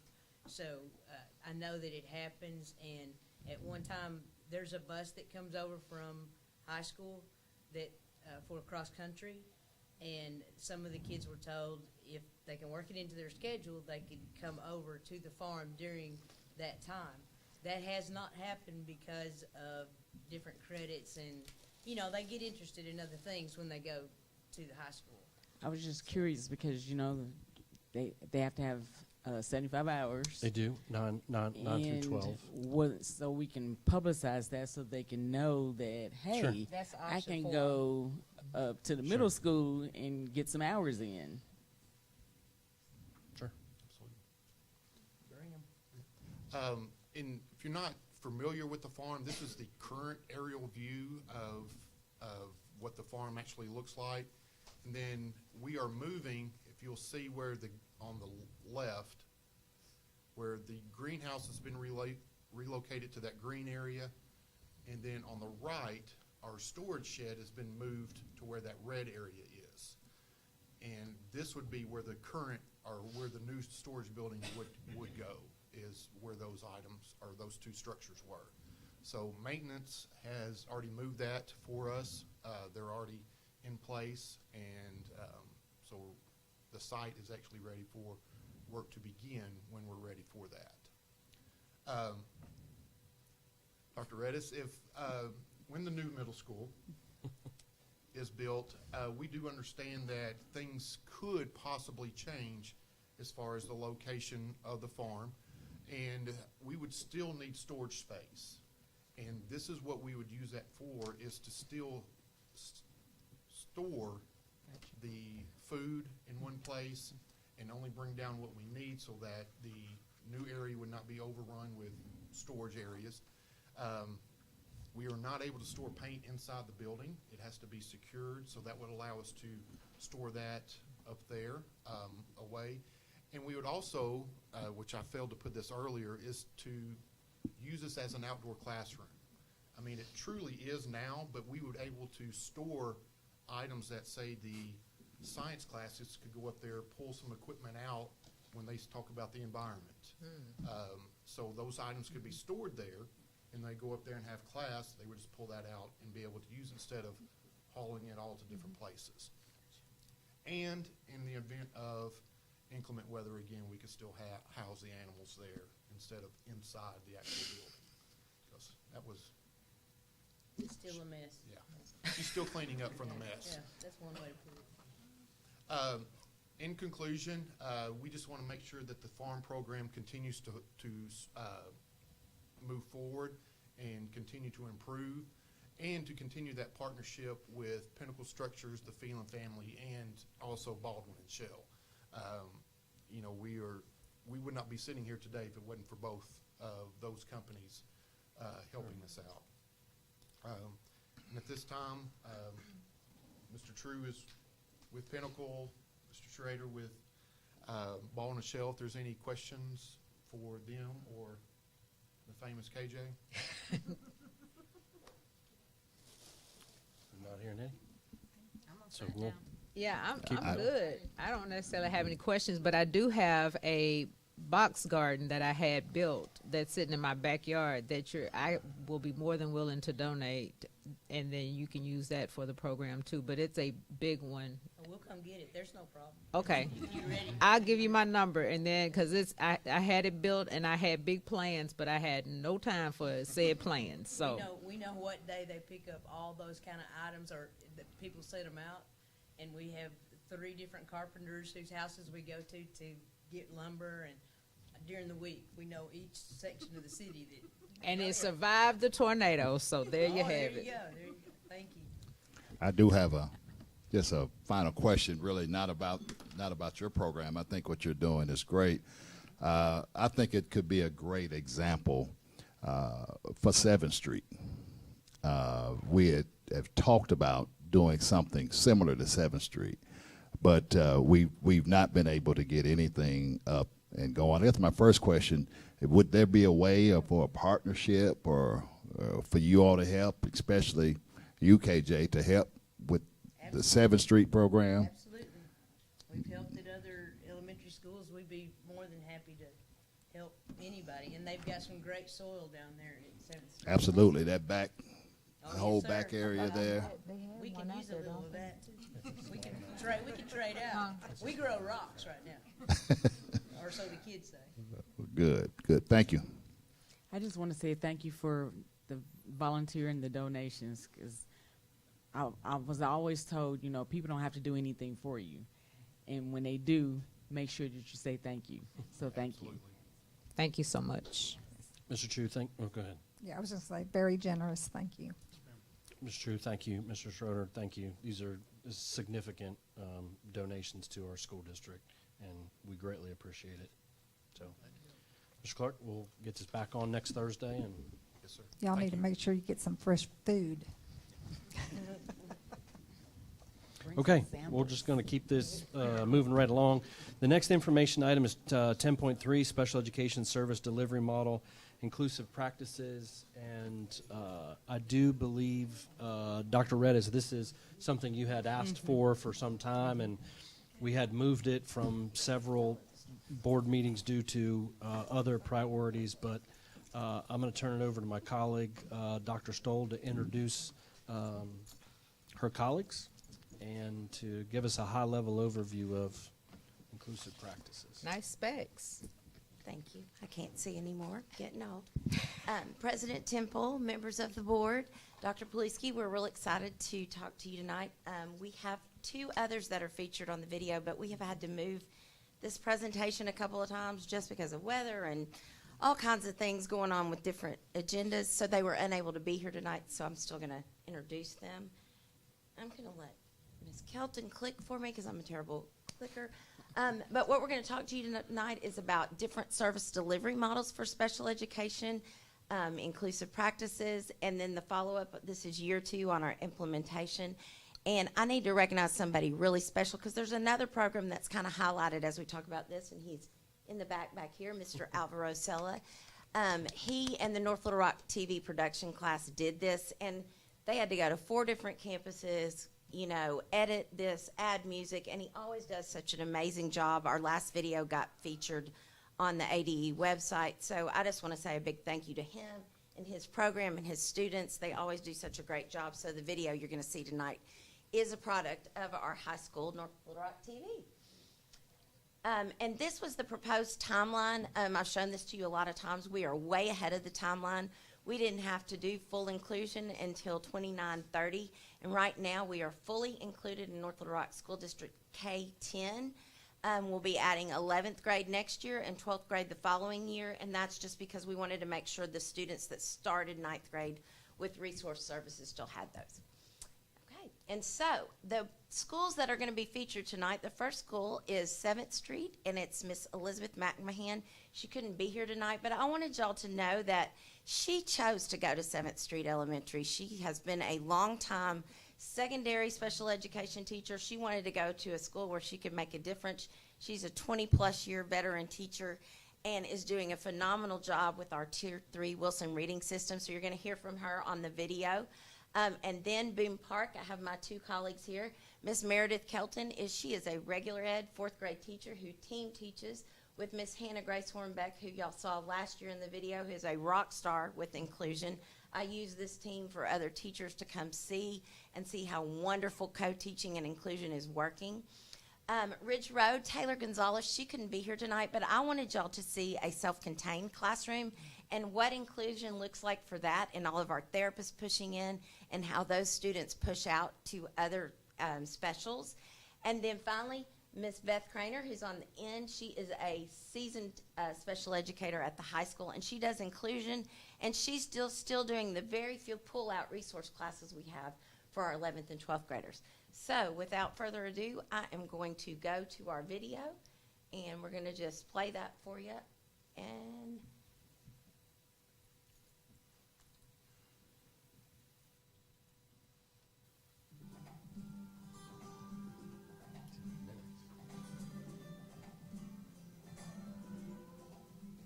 my name is Elizabeth McMahon. I teach at 7th Street Elementary, and I teach Wilson Reading Intensive for students who have learning disabilities and show characteristics of dyslexia.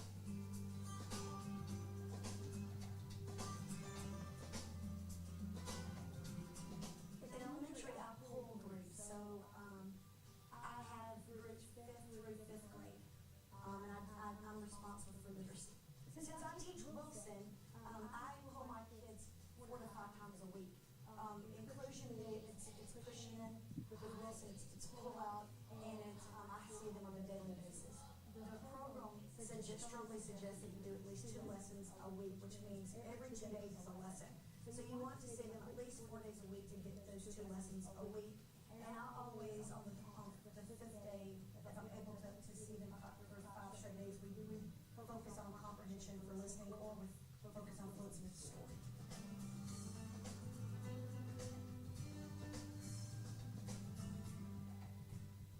Wilson Intensive, when I first started teaching Wilson, I'm very expressive. I was used to creating lessons, and at first I wasn't sure how much I would like teaching this curriculum. But after the first year, when I saw their test scores in the NWA, the growth that my students made was unbelievable. So it had to be so. It had to look quickly. Now I thrive on data. So when you skip words, it makes it a lot easier to enjoy something. So with Wilson Intensive, my students are placed in a group based on where they are with their abilities with reading, phonics, and coding. So they're given I give an assessment at the beginning of the year to see where they are, and then I group my students based on their results. If I see that it may be that they just have a good day, or if it wasn't their day to get out there, what they truly do, I can always make that change. But yes, my groups are based on where they are and what they need, the support they need for what skill they're on.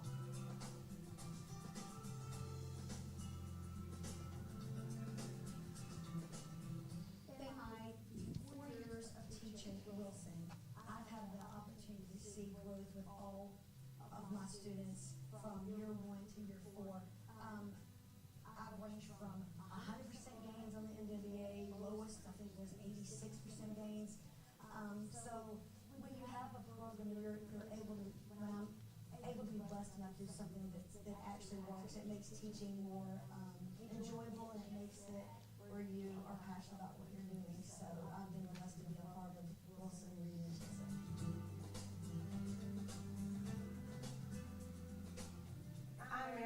Wilson. I teach 4th grade math and science at Boone Park Elementary.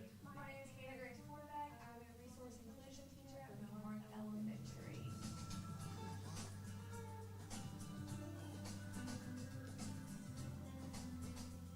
Last year y'all saw me, I only had one inclusion class. This year I have the entire school. So this year's changed just a little bit different from last year. We are departmentalized at Boone Park, so I'm very thankful. We have 2 resource inclusion teachers. I do math science and she does all literacy, but our caseloads are very high, so we have to have 2 regardless. But I am a kindergarten math, 5th grade math, 4th grade math, and 3rd grade math every day. And it does feel a little challenging because everyone wanted to teach math at the same time. And with 5 grades teaching at the same time, I can't be in there all in there. And the way I want to do inclusion is I want to teach with the teacher, and I can't do that. So we had to really work on the school schedule, and teachers have been have to be flexible to teach math in the afternoon or teach math in the morning, and not everyone teach a subject at the same time.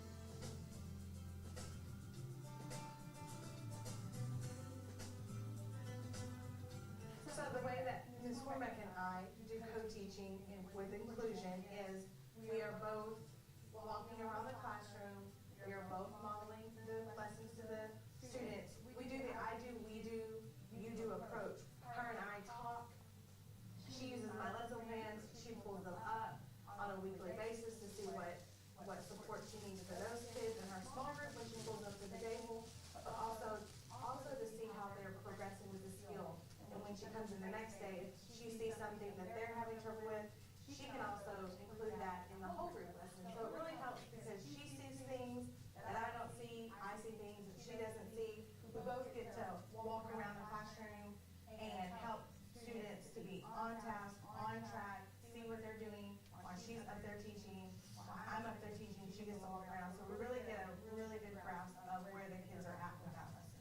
So last year I had one teacher and she did co-teach at her prior school district. So when me and her went in, it was smooth going and it was easier for me. This year, since I have so many teachers to work with, it has its challenges. Not every teacher has my method or wants us in the room for the entire time. So it's been a struggle to have to sit down and be like, okay, how do you want a teacher? How do you want me to be in here? And I've had to really work with some teachers and ask, what do you want me to do? How do you want me to teach? What is your teaching methods? How do we combine our teaching methods? Because yours work really good behavioralism, but mine are more, let's be more flexible with the kids. If they only can work one problem out of 10, let's let them. And so I've really had to learn how to be communicative more this year and how to really work with teachers. It's a lot more planning. It's a lot more sitting down saying, hey, this didn't work today, this method isn't working, how are we going to change it to benefit the students? Because at the end of the day, it's all about helping our students and what's going to help them increase their scores. So my goal is to, hey, you may not like the way I do this, but how are we going to do it together?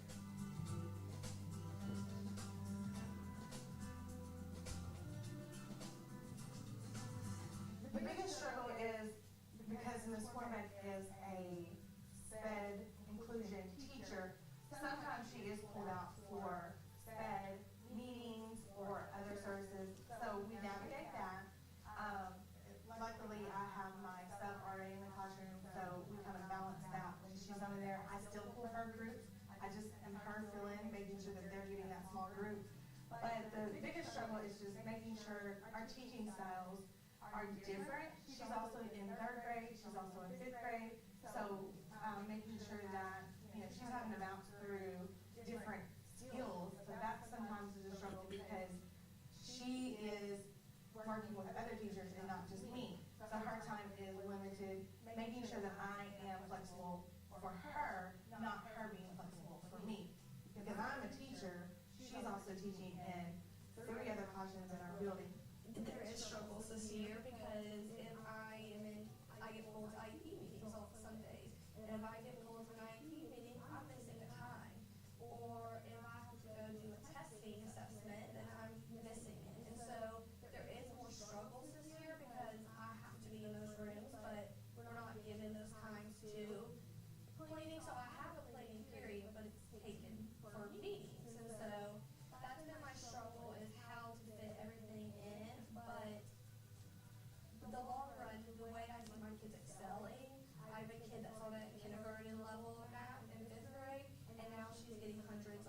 extra tickets because we're both in there teaching her. So in the long run, the pros are outcoming the cons.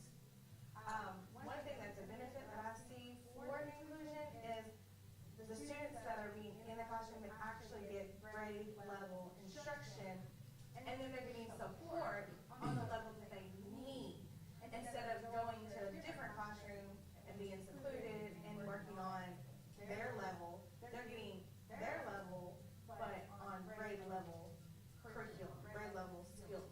And as you may not be aware, some of the kids at the table or some of the kids that Ms. Horvath is servicing may not be on her caseload, but they're getting extra help and support also. And having two teachers in there like that is really a benefit for our students who may be struggling with that skill that day. And both of us being in there get to provide that.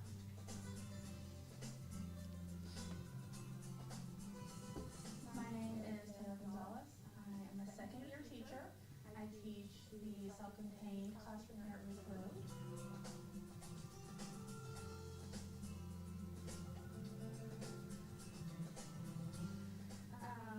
The kind of kids I work with, they're great.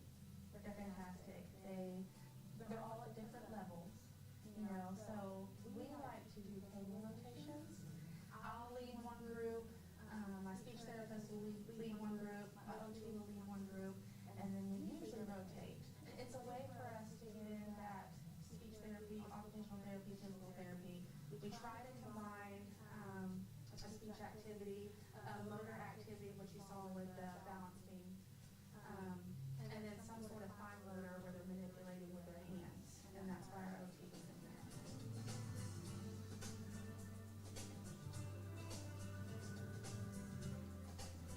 My classroom is a K-5 classroom.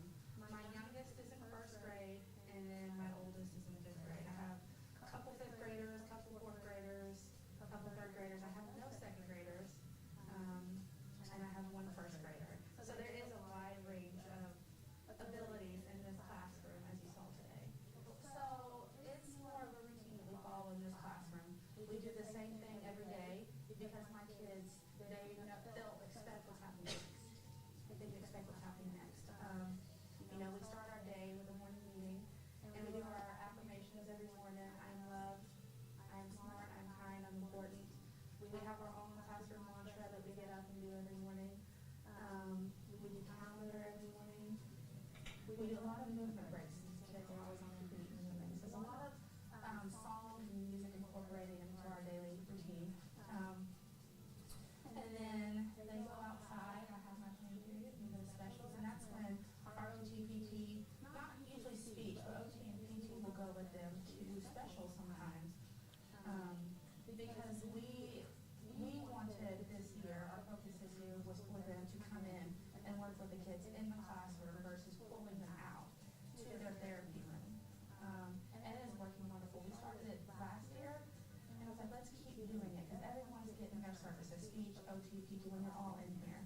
So now sometimes they do pull them out, but they go through them with two specials, they come in here, and then we come in, we do our literacy rotations. I like to do whole group and small group. You know, these kids are all on different levels. So I can't do whole group all day long because they all have different needs and they all have different goals that we're working towards. However, we can all sit on our spots on the floor and we can do our phonics cards and we can do our financial awareness together. And that's when I usually have my parents on the floor helping me. And then we get into our rotations, and that's why my tables are color-coded. You know, I have one pair at the blue table, one pair at the yellow table. I have my visual timer when we get on the board. We usually stay in a group for about 15 minutes.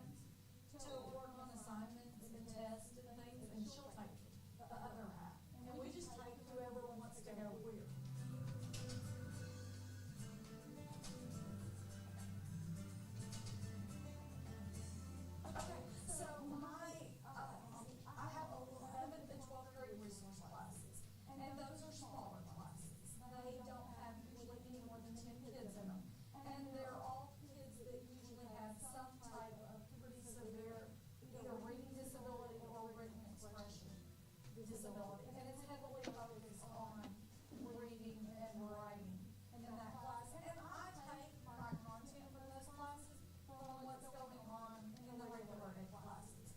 We do pretty much a lot of the same novels, the same assignments, it's just at a lot slower pace, and I take a lot more time to get through the content than the kids in the regular ed classes.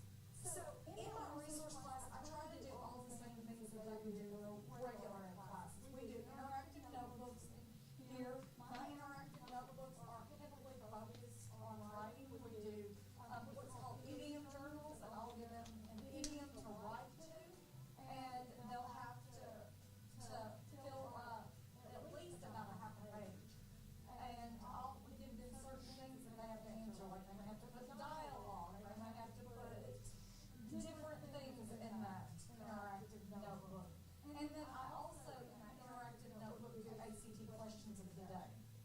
So that way they're not shocked when they get to the ACT test. And like I said, we do the same things as the other teachers do. We just go at a slower pace, step by step by step, instead of just going really fast. Because they can still do all the same novels and things in the regular classroom. They just need a teacher that can break it down step by step for them.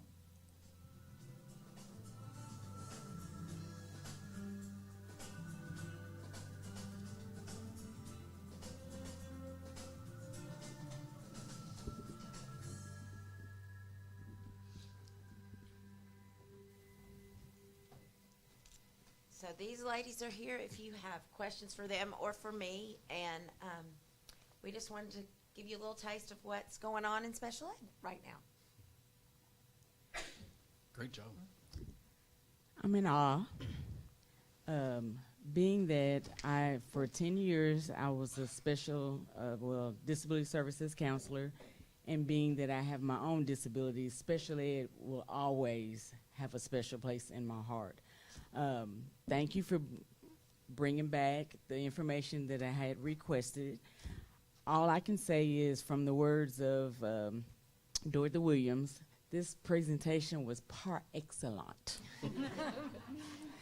By the time I watched it the first time and to the end, I didn't have any more questions. You had answered them all through the video. Excellent presentation. Thank you. Well done. I got to see some of you ladies up close and personal today, being at the high school, and just it touched my heart to see what was going on today. So thank you, ladies, for doing what you're doing. I just want to say thank you so much, and I can appreciate the inclusion component of it. Education has come so far, even since I've been in school. I remember pulling, a group of kids used to have to leave class and go to a different room, and it was always like, why are you going to a different room to do your work? But to see it being of an inclusion component of it now, and I mean, I remember children used to be embarrassed to say that they were in special ed, so this is something that's not necessarily an embarrassment component, that they're still able to be in their class. And I've said many times, I'm a daughter of a special ed teacher, and I watched her really navigate that thing, because sometimes it's real hard, and it's a special component that you have to have in your heart to really do that. And I just appreciate all that you do. I appreciate the NLR TV team and all that you do. My daughter was on the NLR News team back in 14 to 16. So thank you all, you for your team also. Thank you. And I would just piggyback off that and say, I can see the patience and the love, and it's really comforting to know you guys are there investing in those children. Thank you. Awesome job. Thanks, Dr. Skoll. How do we take that and model it? Maybe like it. Dr. Stoll. She's already. Oh, you're already on it. I should have known that. We are working on doing inclusion in lots of other settings besides just special ed, so that when I said I've seen teams of teachers over, we're working on doing push-in for GT and ESL, and we're doing it district-wide in lots, so we're modeling it for lots of other areas too. So we got a lot of good things going on. At Boone Park, actually, we departmentalize our class, so you have SPED and GT in one room, and ESOL, RTI, and everyone else. And we have an amazing ESOL teacher this year, Miss Trumbull, and she does inclusion in that homeroom, and I do inclusion. So regardless what homeroom you're in, you're getting inclusion regardless. So Boone Park's been really pushing inclusion regardless if it's SPED or ESOL. Good. Thank you. Awesome job. Thank you for coming tonight.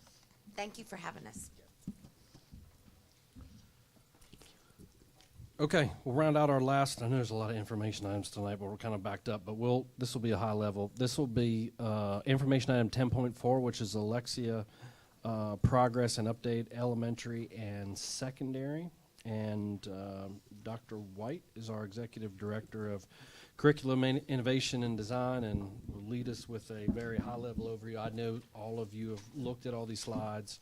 And I also, our dynamic literacy team, Ms. Chris, early childhood and school readiness, Ms. Langston, elementary, reading and integrated literacy, and Ms. Cruz, secondary, reading, English, and integrated literacy. So, ladies, welcome. You are no stranger to presenting all your awesome stuff here at the board. Dr. White. Thank you. Good evening, Board President, Dr. Paluski, members of the board. Dr. Paluski gave me this signal before I got up, so you know what that means. That means Wrap it up. Yes. Wrap it up.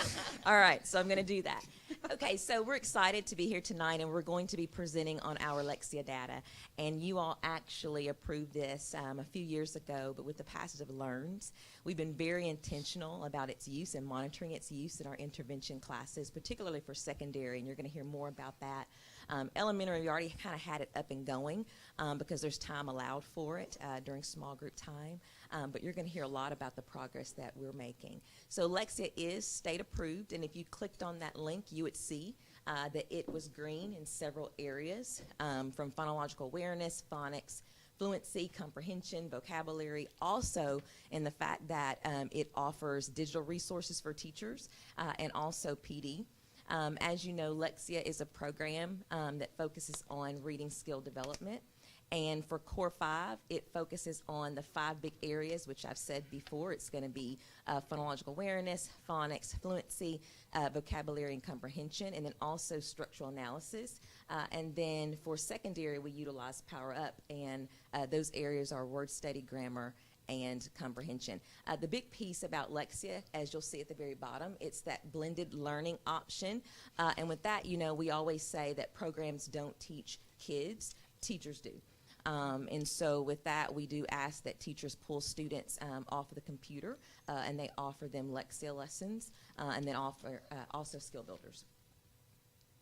So we do have goals that we set, and if you went through the data by campus, you'll notice that some of the campuses are already very close to meeting these goals, but we have tiered the students.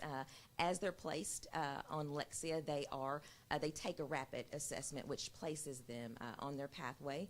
And so the students, our neediest students, are those Tier 2 and Tier 3 students, and that's why they need, of course, more minutes to meet their goals. And what you'll hear this evening is coordinators talking about usage versus progress. And that's just a continuation of our goals. And we're going to start with Ms. Langston, and she's going to go through just a quick overview of Core 5 and those levels, and then she's going to talk about a couple schools, followed by Ms. Chris. So this is our starting data on the left here for our elementary students, and then you have our current progress over here on the right. So the way that I like to look at this is we have our dark blue and then our light blue. Those are our above grade level and our on grade level students. And so you can see where they began the year. And the way I like to think of it is I like to see that blue kind of pushing out the gray. So those gray are our 1 grade level below or 2 or more grade levels below. So as you can see, we are doing that. You can see the blue is starting to push out that gray. On our next slide here, you'll see the progress made by school. So we're starting here with Amboy Elementary. Again, you're looking at the start and then our current data. And then again here for Boone Park, we're seeing exactly what I just mentioned. The blue is pushing out the gray. And one other thing I do want to point out is that all of our elementary students are on Lexia. all K-5 have access and use this program. And then here we have Crestwood and Glenview. So we are seeing that good progress in each of our schools, and of course we're only at the mid-year data point right now, so we still have plenty of time to meet even more goals. In Indian Hills and Lakewood, you see that at the beginning of the year, they still had really good percentages, and even in the current, the percentages keep going. I like to credit this because I often tell principals that we have to inspect what we expect. So, you know, you have to monitor the data within Lexia so that it keep growing, and as Ms. Langston said, we want to see that blue push out that gray, and that's what we're seeing now currently with Lexia. And the same thing for Meadow Park and Ridge Road, the percentages are there. So we can really see that our students are on Lexia and they are using it and they are making gains using this platform.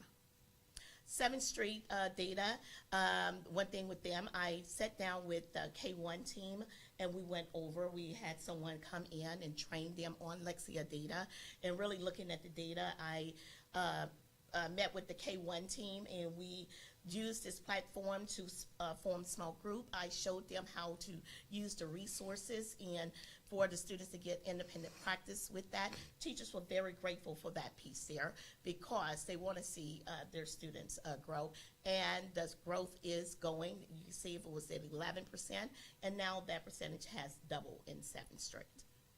So as we move into secondary, I'm going to turn it over to Ms. Cruz, but just a quick disclaimer that in secondary it works a little bit different than elementary. In elementary, all of the students are on Lexia. However, in secondary, they are only working in Lexia if they are in strategic reading at middle level, critical reading at high school, and then of course through advisory periods and flex. And so that's why you're going to see the total number of students much smaller than elementary. Ms. Cruz? As she said, for secondary, good evening, everybody. Dr. Peluski, members of the board. It's always great to come talk to you guys. Same thing with Power Up. It is more, this one focuses more on those comprehension skills, but if you look at the gray, it says foundational. One thing about Lexia is that it's an individualized program. Our numbers are smaller in secondary because, like she said, they have a specialized class for the students that have those needs. So for them, not all the kids are going to be on Lexia. It's not part of the ELA class. So, but the 3 areas, they have word study, comprehension, and grammar. The word study is the one that's going to cover those foundational skills that they may have missed in elementary, like phonological awareness, and all those things are covered in that strand of Lexia. If you look again, the blue pushing out the gray, those kids that are using it, you see gains everywhere. In secondary, we like to focus on comprehension, because that's when the stakes are higher. So that's what we're doing with this, and the kids are showing a lot of progress there. We talked about this, and we actually we're pretty sure, like Dr. Peluski says, we're confident. We owe that to the fact that we changed our instruction this year. We shifted to standards-based instruction. And a lot of the shifts that we have made in our instruction is reflected on the kids that need that intervention in reading. And I think that's why we're seeing those gains. Same thing by school, 6th grade campus. They use it in their specialized classes as well as advisory. You see all the blue. They're looking pretty good over there. And also, I see here one thing is the placement. It is individualized. So let's say you're not going to see the same level of gains because not all the kids need the same. The program places the student in what they need. So not all of them may need foundational skills, because it places them according to what they need, and they move in the program at their pace. 7th and 8th grade campus, one thing to point out about 7th and 8th, they are using it. Also, the ELLs use Lexia in their specialized ELL class, ESOL class. And we are actually implementing Ms. McFadden, the assistant principal, and I have been working together on creating this plan for Lexia with their Wildcat Academy, which is kind of like a strategic reading class. And that's going to be changing here pretty soon. We're actually starting, we were going to start last week, but Mother Nature had other plans. So we're starting, we started today, so we expect to see those numbers really increase in the middle school as well. And the same with high school. They have only one critical reading class. Again, we are working with the high school to sort of look at placement and all those things and make it more intentional. So we have, again, the same plan we're hoping that we're implementing in 7A, we can move it across the board. Center of Excellence, you see the same thing. There's a lot of blue in secondary. So that's a cause for celebration. And K2 celebrations, some of the things I want to point out, students are meeting usage and goals, and unit goals. That means that they're not just sitting on the computer, because some students can't just sit on the computer and not do anything, but they're actually passing their levels with the activities that are in Lexia. So that's really important for K2, because we want to see those skills, with those foundational skills, really close, and kids become very fluent and automatic in that. And students are working on skills at or above grade level. And as you can see in kindergarten, 91% currently of our kindergarten students, they are working on or above grade level skills in Lexia. They started out the beginning of the year at 28%. So now that's 91%. And first grade, 61%. They started out at 34%. So we are growing, and that's what we want to see in K2. So that's the thing that we're going to do, because then by the time they get to third grade, we want that that reading skills, you focusing just on comprehension piece of that. And in second grade, 46, and they started out at 22%. Now, some area of growth that I really want to talk about. Teachers monitoring Lexia. Again, I said to inspect what we expect and know when students need that direct instruction. Lexia gives them that. They don't have to guess at that. If a student is struggling to pass a particular level, then Lexia is actually going to give them the resources they need. That small group instruction that they can actually bring the students to the small group table with the lesson plan already prepared for them, that what they're going to need. And another thing is just the teachers understanding the resources that that's in Lexia. For third through fifth grade, we ask that they spend about 15 minutes daily, because they have a 45-minute time slot for small group. For K2, they've got a 60-minute, so we ask about 20 minutes daily there. So third through fifth grade, they're going to get a little bit less usage out of them than we will for our younger students. However, we do have good growth as well. So for third grade, they began at a 25% working at or above grade level, and now they're now working at 41%. We're seeing high growth in our third grade, not only here on Lexia, but in other data points as well. So that's always good news. Fourth grades began at 18%, and they're now on a 32%, and fifth grade from 11%, with none of them working above the grade level, to 18%, with 3% of those being above grade level at this time. And then I should also point out that 41 of our elementary students have actually completed the Lexia Core 5 program and have advanced up to the Power Up program that Agnes's folks use. So that's 9 of our fourth graders and 32 of our fifth graders. And so, again, Lexia Core 5 is for pre-K through fifth grade, and then Power Up is for sixth grade and up. So you don't see that data necessarily reflective in the numbers above.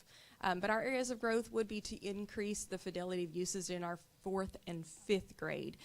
It does sometimes get difficult for them to meet their small group time because their lessons are longer. So oftentimes you'll see that they lose that time, or time gets away from them on their whole group lessons. So our next piece would be to utilize our support staff in delivering those Lexia lessons to the students, so not just on the computer. And for our secondary celebrations, 49% of the students on the program have finished working on foundational skills, which is huge considering that those kids that it was a pretty high number of kids coming in needing those K2 skills. So we moved them out of there. We have 67% that met the usage.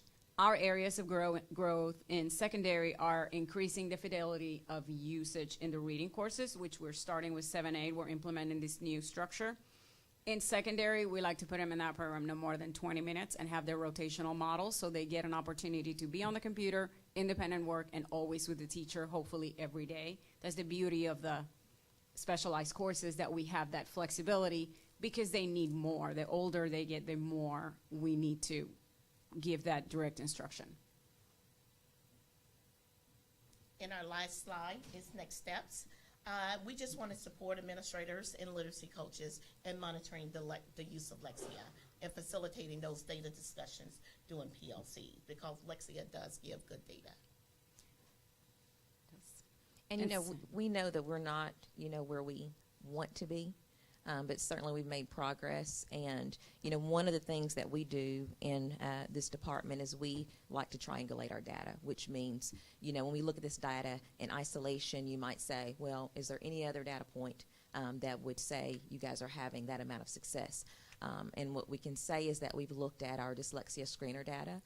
We just had our middle of the year data in, and we're going to publish some of that data for you in the next couple of weeks that you can see that. And we're going to come back again, and we're going to present several data sources to you so that you can see that it's not just this data that's showing, you know, that positive trajectory, but it's other data that we have, that teachers have access to, that's showing the very same thing. And one of the things that we're doing is we're showing schools how to use the data. The coordinators meet with MCLs, and they go through some of these data sources, and they teach them, you know, how do you look at it, and what do you do, you know, when your data shows this or that shows that. And so we feel like we're making great gains. And like I said, we look forward to coming back to you with more information and more data on our progress. Any questions? We're happy to comments? take any questions.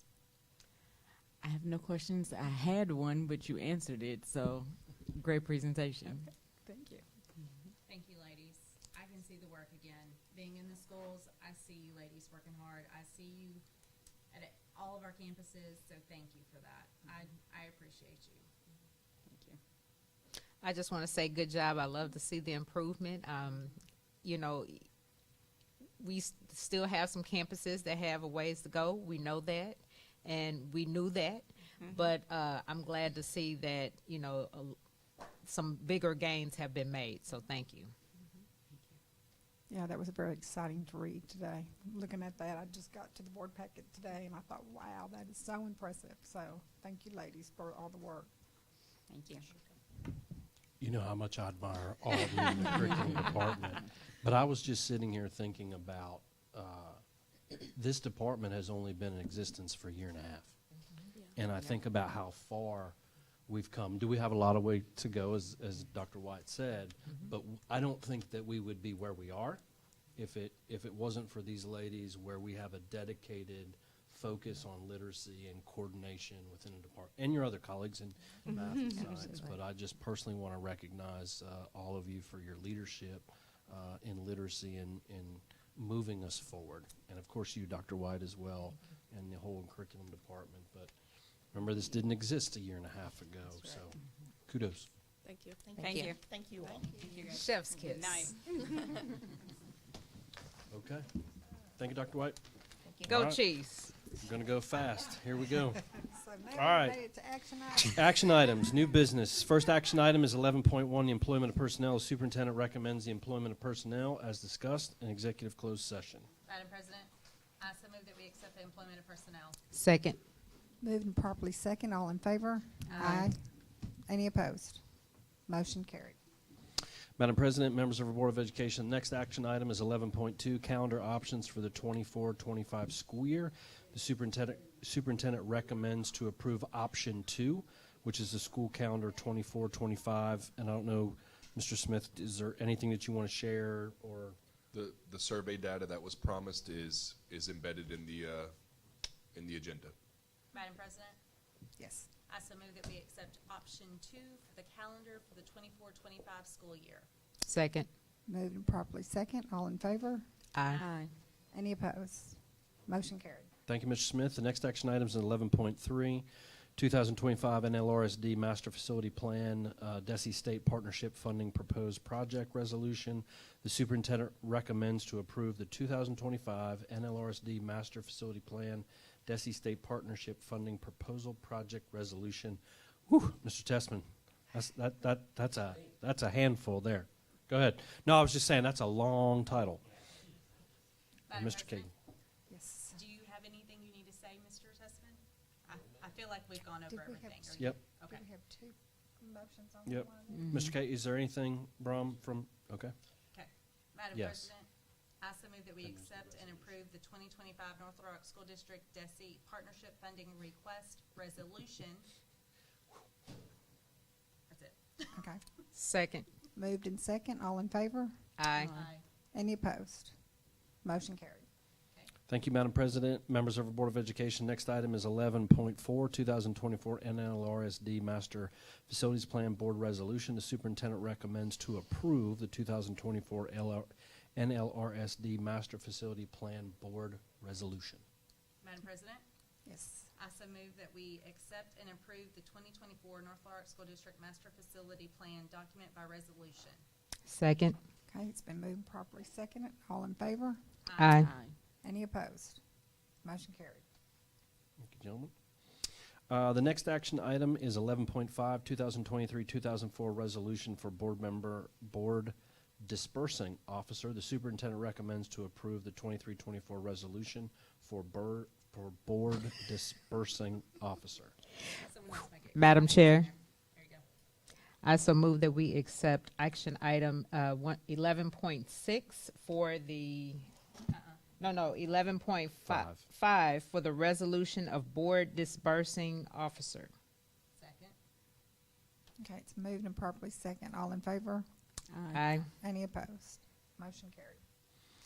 Madam President, members of the Board of Education, the next action item is 11.6, and 2023 annual board member training hours. The superintendent recommends to approve the 2023 annual board member training hours. Board President, Yes. Madam President. I so move that we accept the board member training hours as presented. Second. Moved and second. All in favor? Aye. Any opposed? Motion carried. Next action item is 11.7. Superintendent recommends to approve the 11.7. Superintendent recommends the legal transfers as presented to the board. Madam President, Yes. I so move that we accept the legal transfers. Second. Moved and properly second. All in favor? Aye. Any opposed? Okay, motion carried. I just jumping in. Go. It's 8 o'clock. Let's Keep go. it working. Keep it working. I'm tired. He's got 11.8. Madam President, I so move that we accept the disposition of minutes from December 21st meeting and the special meeting minutes of January the 11th. Second. Moved and second. All in favor? Aye. Any opposed? Motion carried.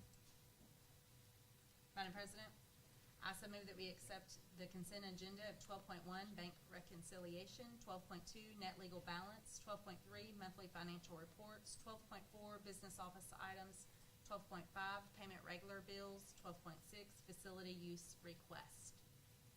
Second. Moved and properly second. All in favor? Aye. Any opposed? Motion carried. Acknowledgements.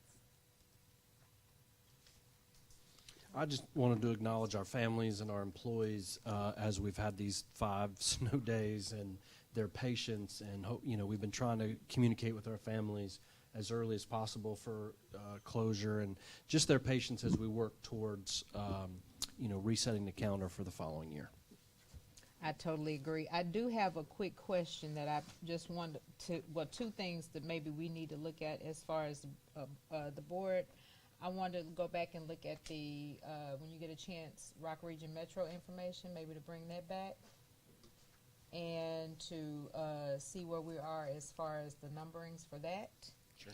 And then also, I think did we ever finalize, I can't remember, when we talked about maybe the millage information, as far as when we were planning on doing Yes, the. that's coming very soon. We were going to do that in February. Mr. Beers, it was not available, so February? February 25th. Yes. Mr. Beers is scheduled to come back and we'll start those discussions with you. So we do have that scheduled. So were we looking at doing it for the spring? Yes. Okay. Well, no. I mean, it will be a discussion for November. Election. Correct, the November election. Okay. Okay. And then we'll be here next Thursday? I'm sorry? We'll be here next Thursday? Yes, I think before you do this public comment. Oh, yeah, we don't have anyone signed up for public comments, so. So future meetings, yes, will be next Thursday will be a special board meeting and workshop. Okay, very good. We did win the bid just so the public knows that we are hosting the 6A basketball that. tournament. Yes, yes. And so we are looking for volunteers, we're looking for donations, Yes. if you'll go to our website, I'm going to Very, take that over. thank you. Very special honor to be able to host that. That's going to be an exciting time in North Little Rock. Yes, it is. Looking forward to it. Madam President? Yes. I so move that we adjourn. Okay. I don't think we have to vote that, do we? Oh, second.